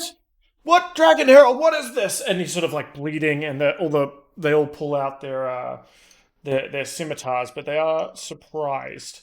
So, Paulie, you have advantage on them for this round because you act before they do.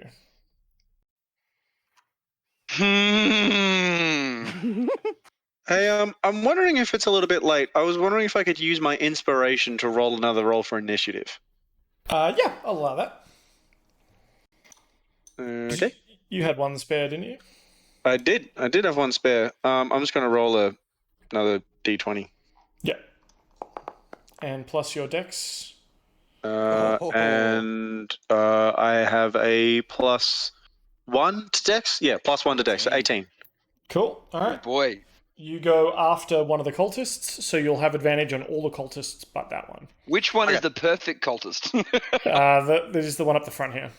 Damn They it. just okay. got hit Is with that the the one axe. that I nailed? No, not that one. Alright, well, I'm I gonna suppose he wouldn't be perfect anymore. Though. I'm gonna Exactly. fly out of the bushes. You get the talented one. Yeah, sweet. Yeah, He's not I'm be gonna very fly out talented. of the. I'm gonna fly out of the bushes. Oh, now I'm in the wall. Oh, sorry. Yeah, let's just move you out here. I'm gonna fly out of the bushes and then just attack this guy at the back here. With advantage.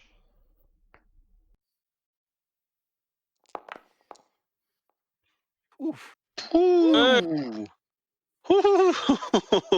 So, Pretty too litty. so roll that damage again as well. Did it? Yeah. There you go. And I'll just take off the 4 Extra off that sneak. total. Yeah. Oh no! You roll the sneak attack twice for crits. You just don't get your dex modifier twice.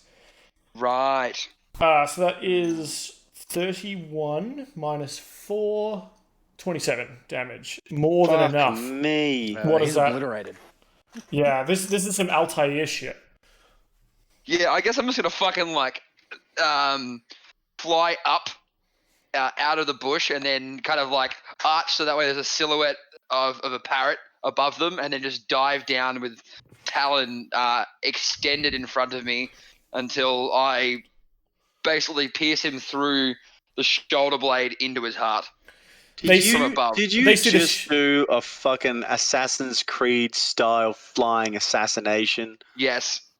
They see love the you. shadow of the wings, sort of large above them, and they look up and the Venomfang is here, and then just the blade goes into the one of the cultists. And So I guess I'll be Pauly's- on top of him. Yeah, and Paulie comes up from the crouch, wings folding behind him, and they realize it is not Venomfang. Blade pose. That's it. I believe you get a bonus action attack too. I do. I'm going to attack with my Dagger.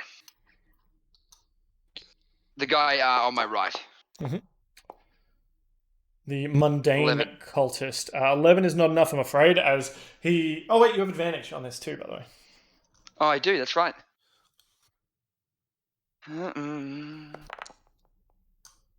16. 16 is enough. So just the 6 piercing damage. Ooh, that is enough for this guy. Describe to me the landing, the kill, and then the second kill. So, like, basically, Paulie kind of has his wings fluttering, and as he stands up, his wings go arch back above his head. Then he just brings a dagger out and then slices his throat.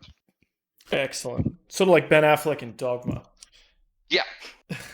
Yes, exactly that. Cool. The Then I'm perfect... gonna also still just kind of like dive back behind this building, if I can. Can I? How much movement have you still got? And then that will trigger an good opportunity attack though as well. No opportunity for me because of fancy footwork. Oh, there you go. So I basically I can never be opportunity attacked. Yeah.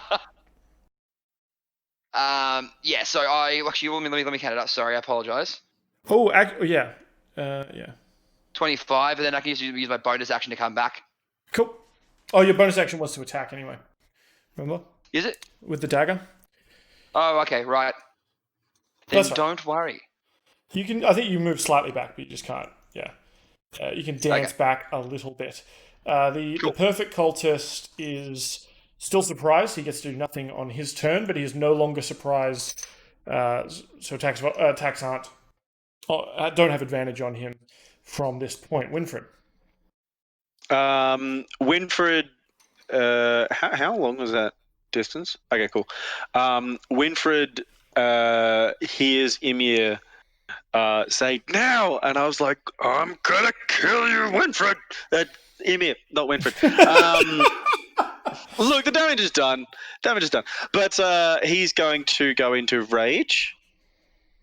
And I know this is kind of prior to the mine shaft, but can we still do teddy bear rage? Yeah, absolutely. Because it's cool and it's fun. Yeah, good. And Ymir's been drinking the forget me juice, so he probably won't remember this for the first session of for the cave, which happened last week. So I move up to the enemies and I rage, and everyone in my aura takes 2 damage. Including Paulie, Pauly. you gotta stop doing this, man. You walk up to me. Both So, times you have done it that's next to me. 12 feet. So all the cultists and Paulie take no, Iggy, bugger off. Take 2 damage. Yep. Take 2 I damage. mean, it's worth it. And I'm going to use Bear Claws to scratch the shit out of the dude in front of me. Yep. How do I get rid of this thing again? I just press delete or something?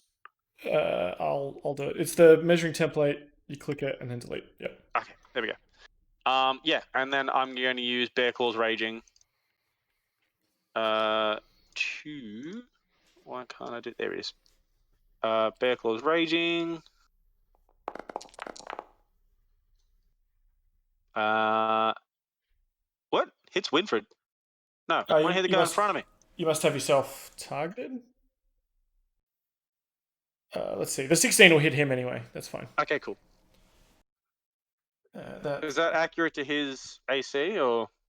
Yeah, 16 is more than enough. So you claw into this guy and sort of just tear his face open, or what is left of it, that wasn't burning and on fire, and he goes down screaming. Nice. And do I get a bonus action to attack as well? Your bonus action is to rage. Okay. The gracious cultist comes to his senses, but he is unable to act. Same with the talented cultist. It is Ymir's turn. Oh, fantastic. Well, Ymir is gonna bop that motherfucker up. Let's do that. And he's gonna target this boy. He's gonna bring down his hand axe again.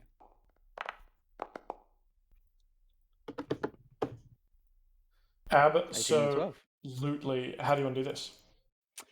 So Ymir just smacks the dude upside his head with an axe, breaking that stupid ass mask in half. Yeah, just splitting it in half. Yeah, more or less. Yeah. Excellent. Anything else out of you? No, I'm done for my turn. I'll end my turn. Actually, no, I'll take a step to the side. Sure. So I just get in front of this dude here. Yeah, just get up in his grill. All right, Pauly. Winfred has kind of stepped forward, lit you on fire, and murdered a cultist. Only a little bit. Ymir has sort of split this man's nose and face in half with a hand axe. The 2 that you killed when you dropped on them and murdered them, they did drop a sizable lockbox at your feet, but there are still 2 enemies standing. Well, we better get rid of them pretty fast, shouldn't we? I'm going to jump over Winfred and attack this first guy on my right with Talon. When you jump over me, do you like vault over the top of 14? me, or like jump off my back? Oh, I kind of like I use my wings to basically just help me be acrobatic and shit. Right. Okay. Cool. 14. 14 will hit.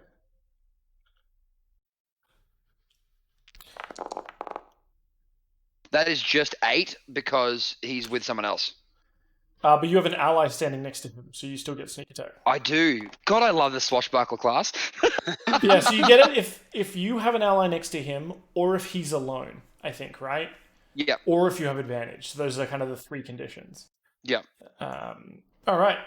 So how do you want to do this?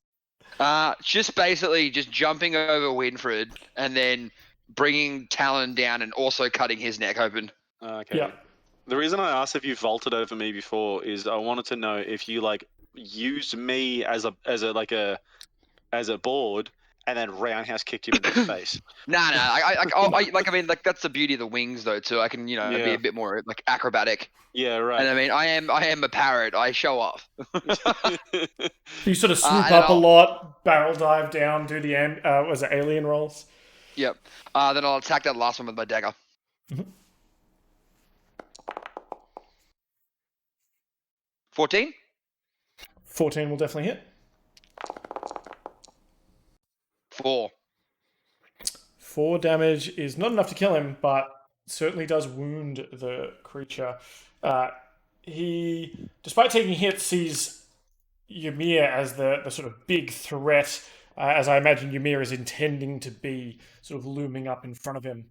And he goes to swipe at you with his scimitar. Oh! For the DM, 7 damage onto you. I feel like you've gotten more d20s this week than anyone else has. You guys have been rolling a lot of highs and a lot of lows. I also want to have a big shout out to Rage and Rolls who rated the channel. Thank you very much, team.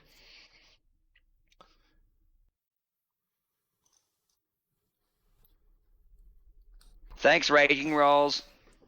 Thank you. Winfred, you're raging. You're fired up. There's fire licking off your fur as there's one cultist left standing. Yeah, I'm going to use Bear Claw's Raging and try and clear his head off.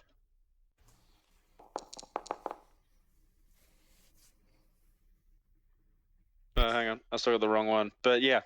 It still works. 12 Still damage. So what does this look like? Because we know Winfred is sort of calm and collect and thoughtful, but not when raging. What does a raging Bear Claws Winfred look like as he murders this guy? Well, considering his palms are currently on fire, you like Ymir. I'm going to say this from Ymir's point of view. You see Winfred sort of like loom over the back of this guy and then just get one hand and haymaker this guy across the head. And you see his claws sort of sing through the air as flames lick off them. And this guy's head just comes clean off. Like it starts rolling on the ground next to it. Very nice. And then I look at Ymir with the same kind of rage that I looked at the cultist with. And I was like, "You're gonna get us all killed."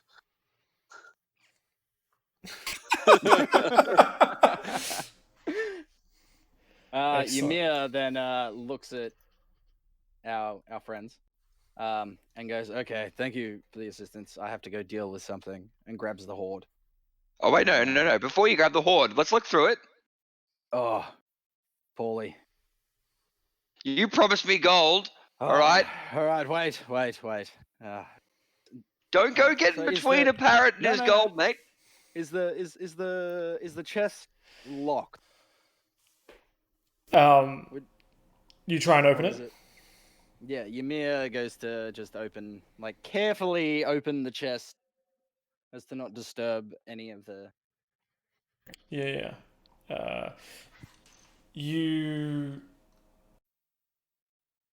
So there's a coffer that you're able... It's just got like a little latch. It doesn't have a lock on it. They were obviously bringing it with them, didn't want to have to unlock it in front of Venom Fang. That'd be really like, oh, we brought you this money. Oh shit, who's got the key? Like, Good point. So you're able to pop the latch and open this chest. What would you say is inside of it? You find 3 diamonds that Pauly, you like the treasure merchant in the back of your brain instantly values at 100 gold each. Ooh, yes.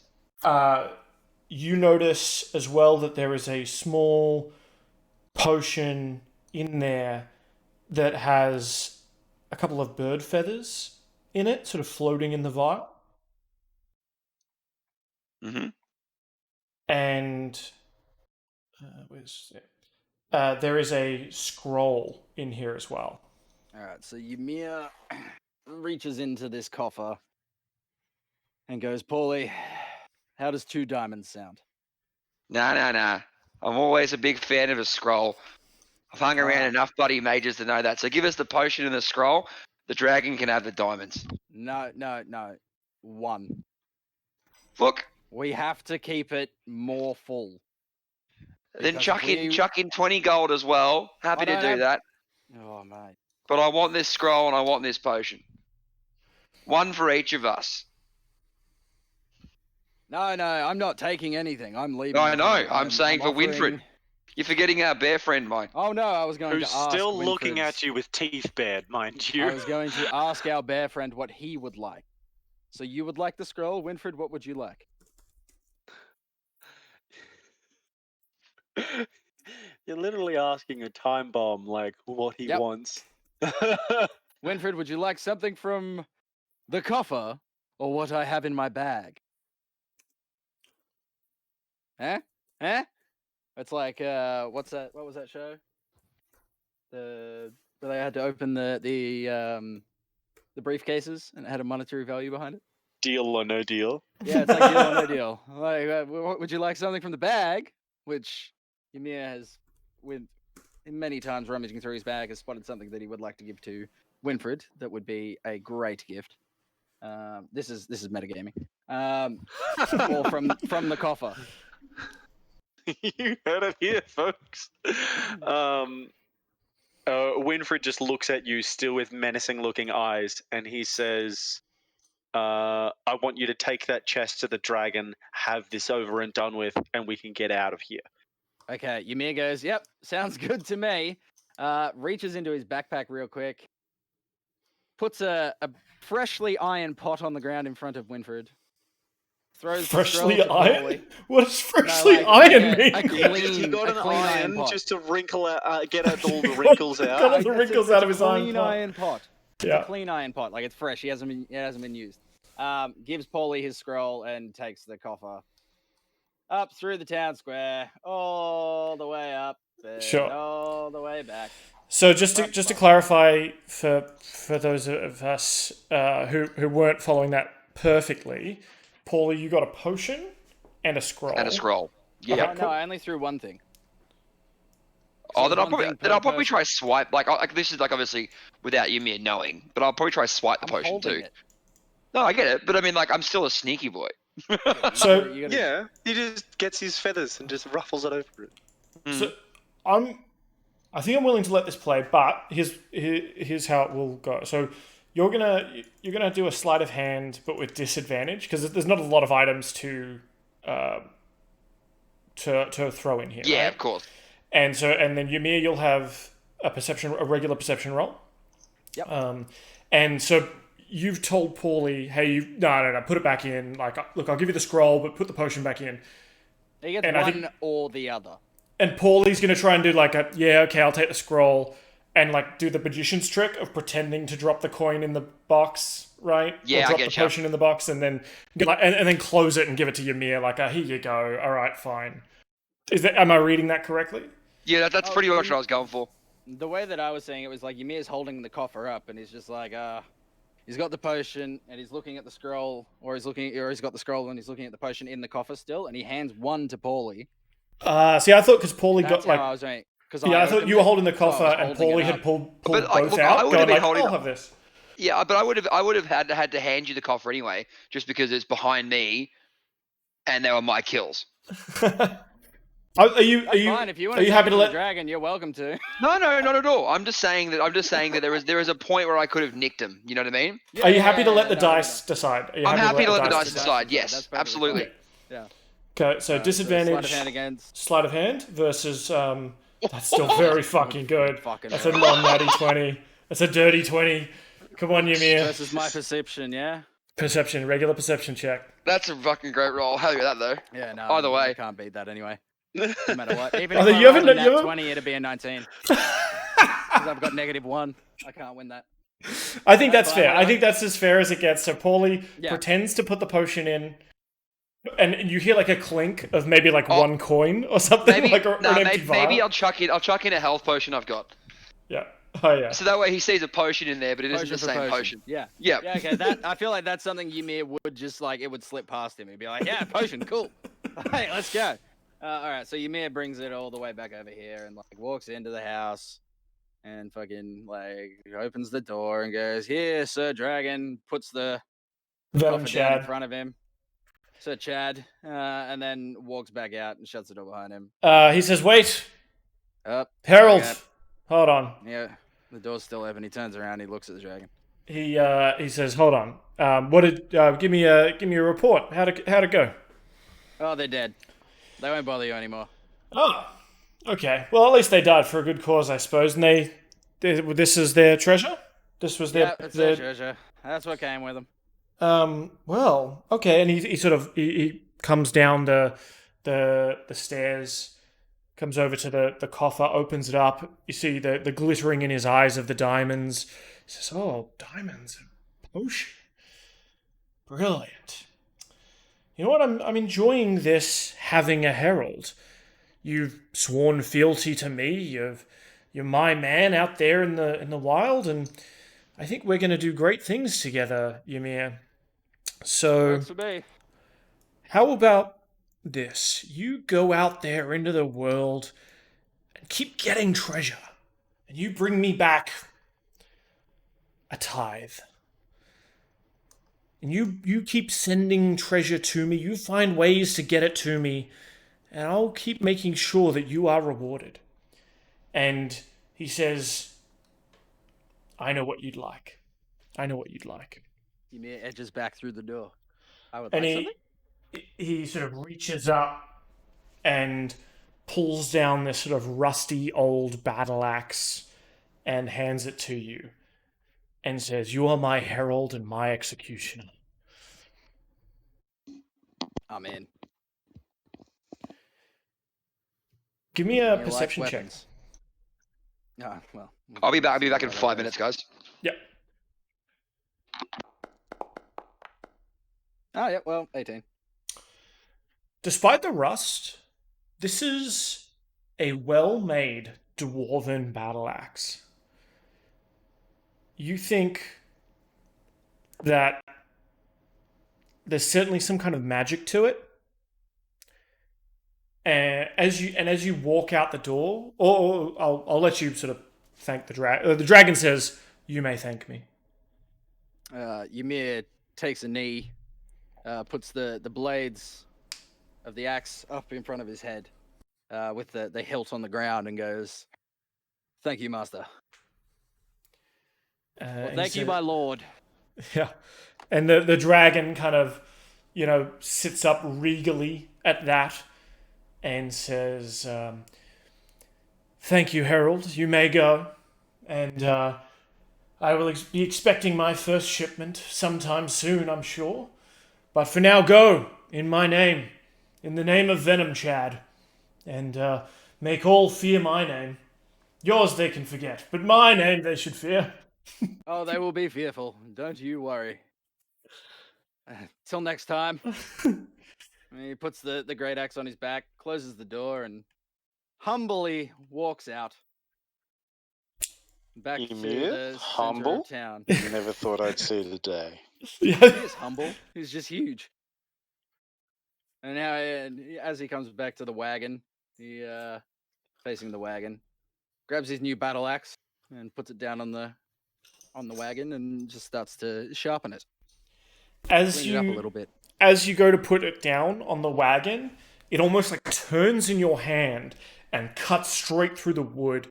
The wagon, this old wagon, sort of splits in half, and the wood is even like peeling away from. It almost looks like dead, rather than just sort of old wood. It seems to have petrified where the axe hit it. Ooh, fantastic. Ymir thinks to himself, "Oh, maybe don't sharpen that one." He puts it back on his back, and wanders back towards the group. Cool. Winfred's just like just sniffing around in the pockets of these dead cultists, seeing if he could find anything. Apart from their sort of black leather masks with stylized dragon horns, they let me pull up a little table here and see what I can give you. Oh yeah, what's this? That axe? How are you gonna do that as well? Yeah, I'll add it to D&D Beyond and Boundary. Let me write it down. Let me wrote it down. So Emerald Poison Necklace for Pauly.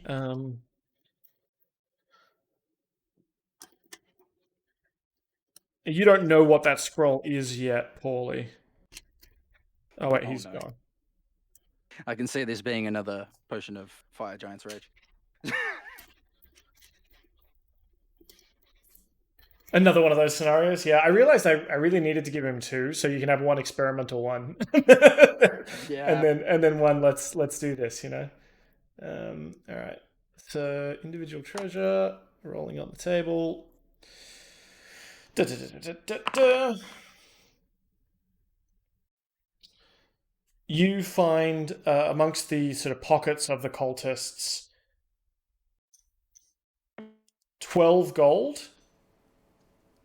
And Hang on, I just dropped out majorly. Then I missed all of that. Amongst the pockets of the cultists, once you're able to turn them all out, etc., they have some jerky and some basic foods. One of them has sort of an apple he'd been saving. Ooh. You I'm do gonna also steal all the food. Still all the food, just big noms. All of it. Yep. You also come across 12 gold. Yeah, sick. Dibs. And 24 silver. Dibs. 12 gold. So I've now got 44. And how many silver? 24 silver. 24. So 959. Mm-hmm. Neat. Cool. All right. Pauly, is Pauly there? All right, sorry, I'm back. Cool. I've written down on my notes that you've got this emerald poison necklace, a potion, and a scroll that you don't know what they are yet. Winfred got some snacks and some coin. Yeah. And Ymir has a great axe, a magical great axe that he doesn't quite understand the full power of yet. Right. Okay. Yeah, Can I try and look at what this scroll and this potion are? Sure. Give me an Arcana check. Yeah, 11. Yeah, you're not quite sure. I mean, it looks like there's some kind of feather. It's like there's almost like small albatross feathers. It's like maybe like not full like wing feathers, but almost like the little ones that sometimes you molt in the potion vial. Mistaken roll. I'm just like fixing up my inventory. Yeah, cool. But you can't quite. You're not really an herbalist. You can't really make out what this potion is, and magic's a little bit beyond you at the moment, isn't it? It's it's not really your forte. No, there's definitely magic runes on it for sure. Do you want to look at it? Yeah. Yeah, you can have a look at it. You can have a look at him. You give it a smell. Yes, this is definitely a potion. Honestly, what were you expecting? I have a -1 to Arcana. Cool. All right. Well, I think that is a successful side mission for today, as we sort of pan out of the ruins of Thundertree and see. And then head straight to Nebs. Ymir, Pauly, and Winfred heading back to Neverwinter to queue up for Nevs, or not queue up for Nevs, to chat to Pauly's mate who works on the door at Nevs, and they're going to do a no surrender 3-day bender and get back just in time to make their way to the Wave Echo Cave, where Gundren Rockseeker's family fortune belongs or is, and find out the secret of the Spellforge, perhaps next week on Tatts Tarasques. Winfred turns around to Pauly and says, "Now that death-defying adventure is over," and he pulls out his sunglasses and goes, "Church of Boogie."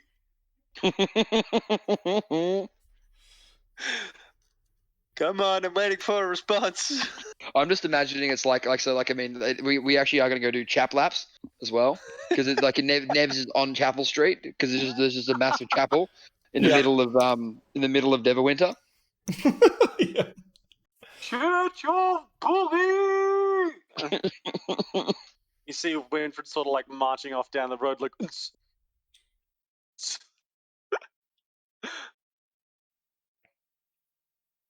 Excellent. And I think that's where we'll call it for tonight. Thank you very much, lads, for humouring me in this bit of side adventure. No, I loved it. It was awesome.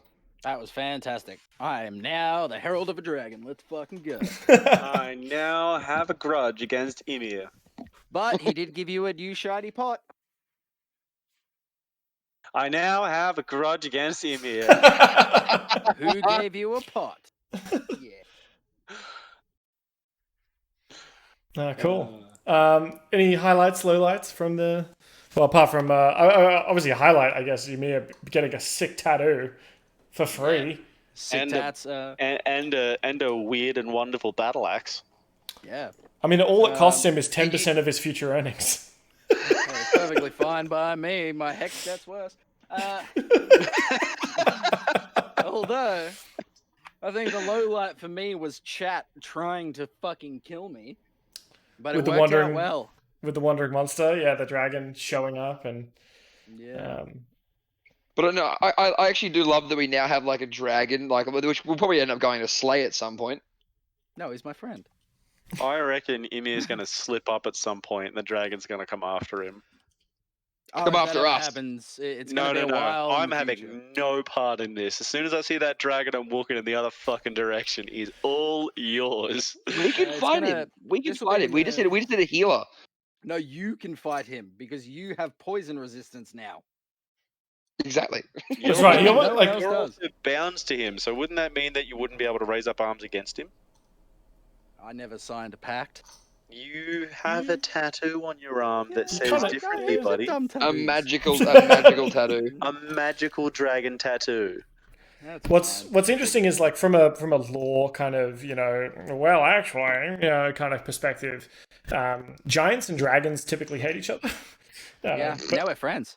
But I think this dragon is pretty stoked to like have, the almost like the descendants of his enemies, his mortal racial enemy working for him, right? Like it's, oh yeah, I've got this one under me. This is great. So Venom Chad's all about it. I added that into my. I've added it into my in my journal. Received a magical battle axe from the dragon Venom Chad, and then I've got persons of interest: Venom Fang in brackets, Venom Chad dash the Herald. Wait, there's a journal? Yeah, you can click the journal when you open your inventory in Forge. Ah. Yeah, so there's persons of interest, locations of interest, quests. I think there's also those tabs in D&D Beyond. So what was the town called again? Thundertree. Thundertree. All right. Lair of Venom Fang. Chad.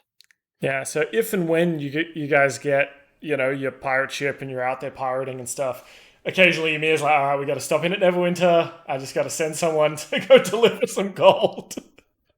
Yeah. Oh, man, I'm happy to go to Nevs. I'm happy to go to Nevs. Yeah, I can leave them at Nevs and I can make my way out. You can slip out and then slip back in. And then... yeah, that's how it works.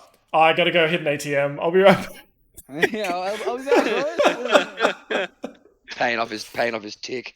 I'll be back, boys. Just gonna have like Josh or Ryan yelling like, "Pay your dragon!"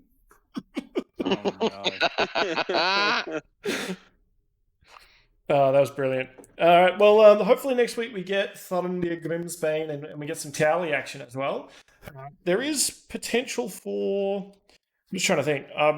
I'm pretty free open tomorrow. The missus is going to be watching the footy on Saturday, so we can't really do that. But I'm also... If you wanted to do something over the long weekend, there's some potential. I'd be keen for that. I'm down. I'm keen for that. I'm keen for a day session. I'm not sure that I can do tomorrow. I'm actually meeting up with Benny, actually, and getting my hair cut as well.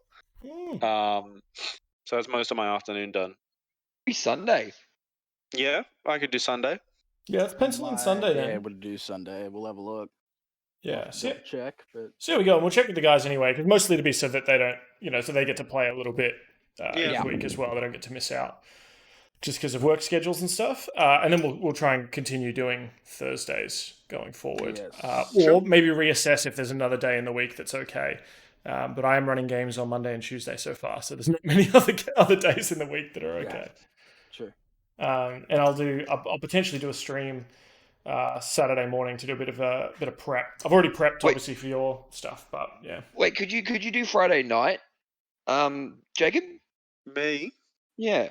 My hair appointment's at 7. So like I think it goes from 7 to 7:30. So like I could come home. I'll be home by like 8. So if you wanted to have a late one, then yeah, That's pretty sure. good though. Yeah. I can just come straight home. I'll probably be online by like 8 or something like that. So if you guys wanted to get started, and I'll come and join you. Oh wait, no, we're in the middle of combat in the other timeline. Mm-hmm. We don't typically start till 7:30 anyway, so we could always just jump on, have a bit of a chat, and then get started around 8 or something. But depends. Yeah. We'll talk to the guys. Yeah, sure thing. Oh look, yeah, I'm happy to do tomorrow night. I'll put it in the group right now. Yeah. If Facebook ever wants to load, yeah. Yeah, well, we'll play by ear. See if they can, if they have the capacity. That was a lot of fun at very short notice. We got a bit of something together, and I think there were some interesting character moments. Obviously, Ymir being this dragon herald is cool, but it's interesting because like Pauly helping Ymir out, but then also kind of trying to steal from Ymir. I mean, look, I was as nice as I could be. I had to do something. No, I think it was Fine, good. it's acceptable. It worked out well. And the dragon wouldn't know what was in there. It's fine. Well, you know Winfred's that. still angry at him. Pretty smart dragon. Venom Chad. Look, he's done at least like his dad's paying for college. He's pretty smart. Aaron has D&D. His other campaign is tomorrow.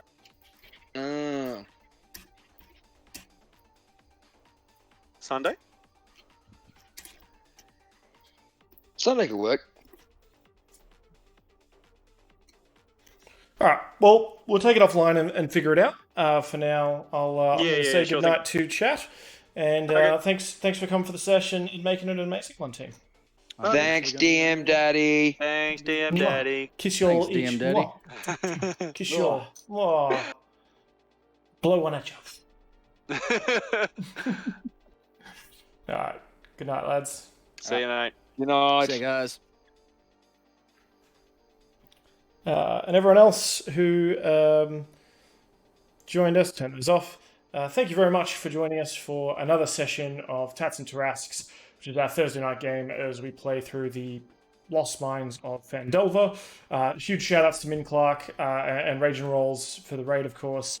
Min Clark regular, and a lot of the people who threw inspiration points behind the team using those loyalty points from Twitch to summon dragons and give inspiration rolls to myself and the players. Shout out to Ginger Flame for coming in first thing in the morning. Unfortunately, we're calling it a night, but you can go to our YouTube channel if you want to catch up on this and other videos. We have 3 separate playlists for 3 campaigns that I'm running, or 3 campaigns that I'm running that I'm streaming at the moment. One is the Red Hand of Doom, upgraded to 5th edition. One is the Waterdeep Dragon Heist, and then this one, of course, the Lost Mines of Phandelver. And occasionally on weekends, we do a couple of DM prep streams as well. If you want to kind of peek behind the curtain a little bit here, peek behind the Dragon Horde, and see how I prepare for each session. It's probably about a couple of hours of me stealing ideas from chat mostly, and playing around building maps in Foundry. So I think that's it from me. I'm going to call it a night as it is super late, and I'm going to go get hydrated and be ready for more D&D, maybe this weekend, maybe next week. You'll only know if you hit follow. So have a lovely evening, and you're incredibly valued. Thank you very much for sticking around. I've been Sheriff Dan.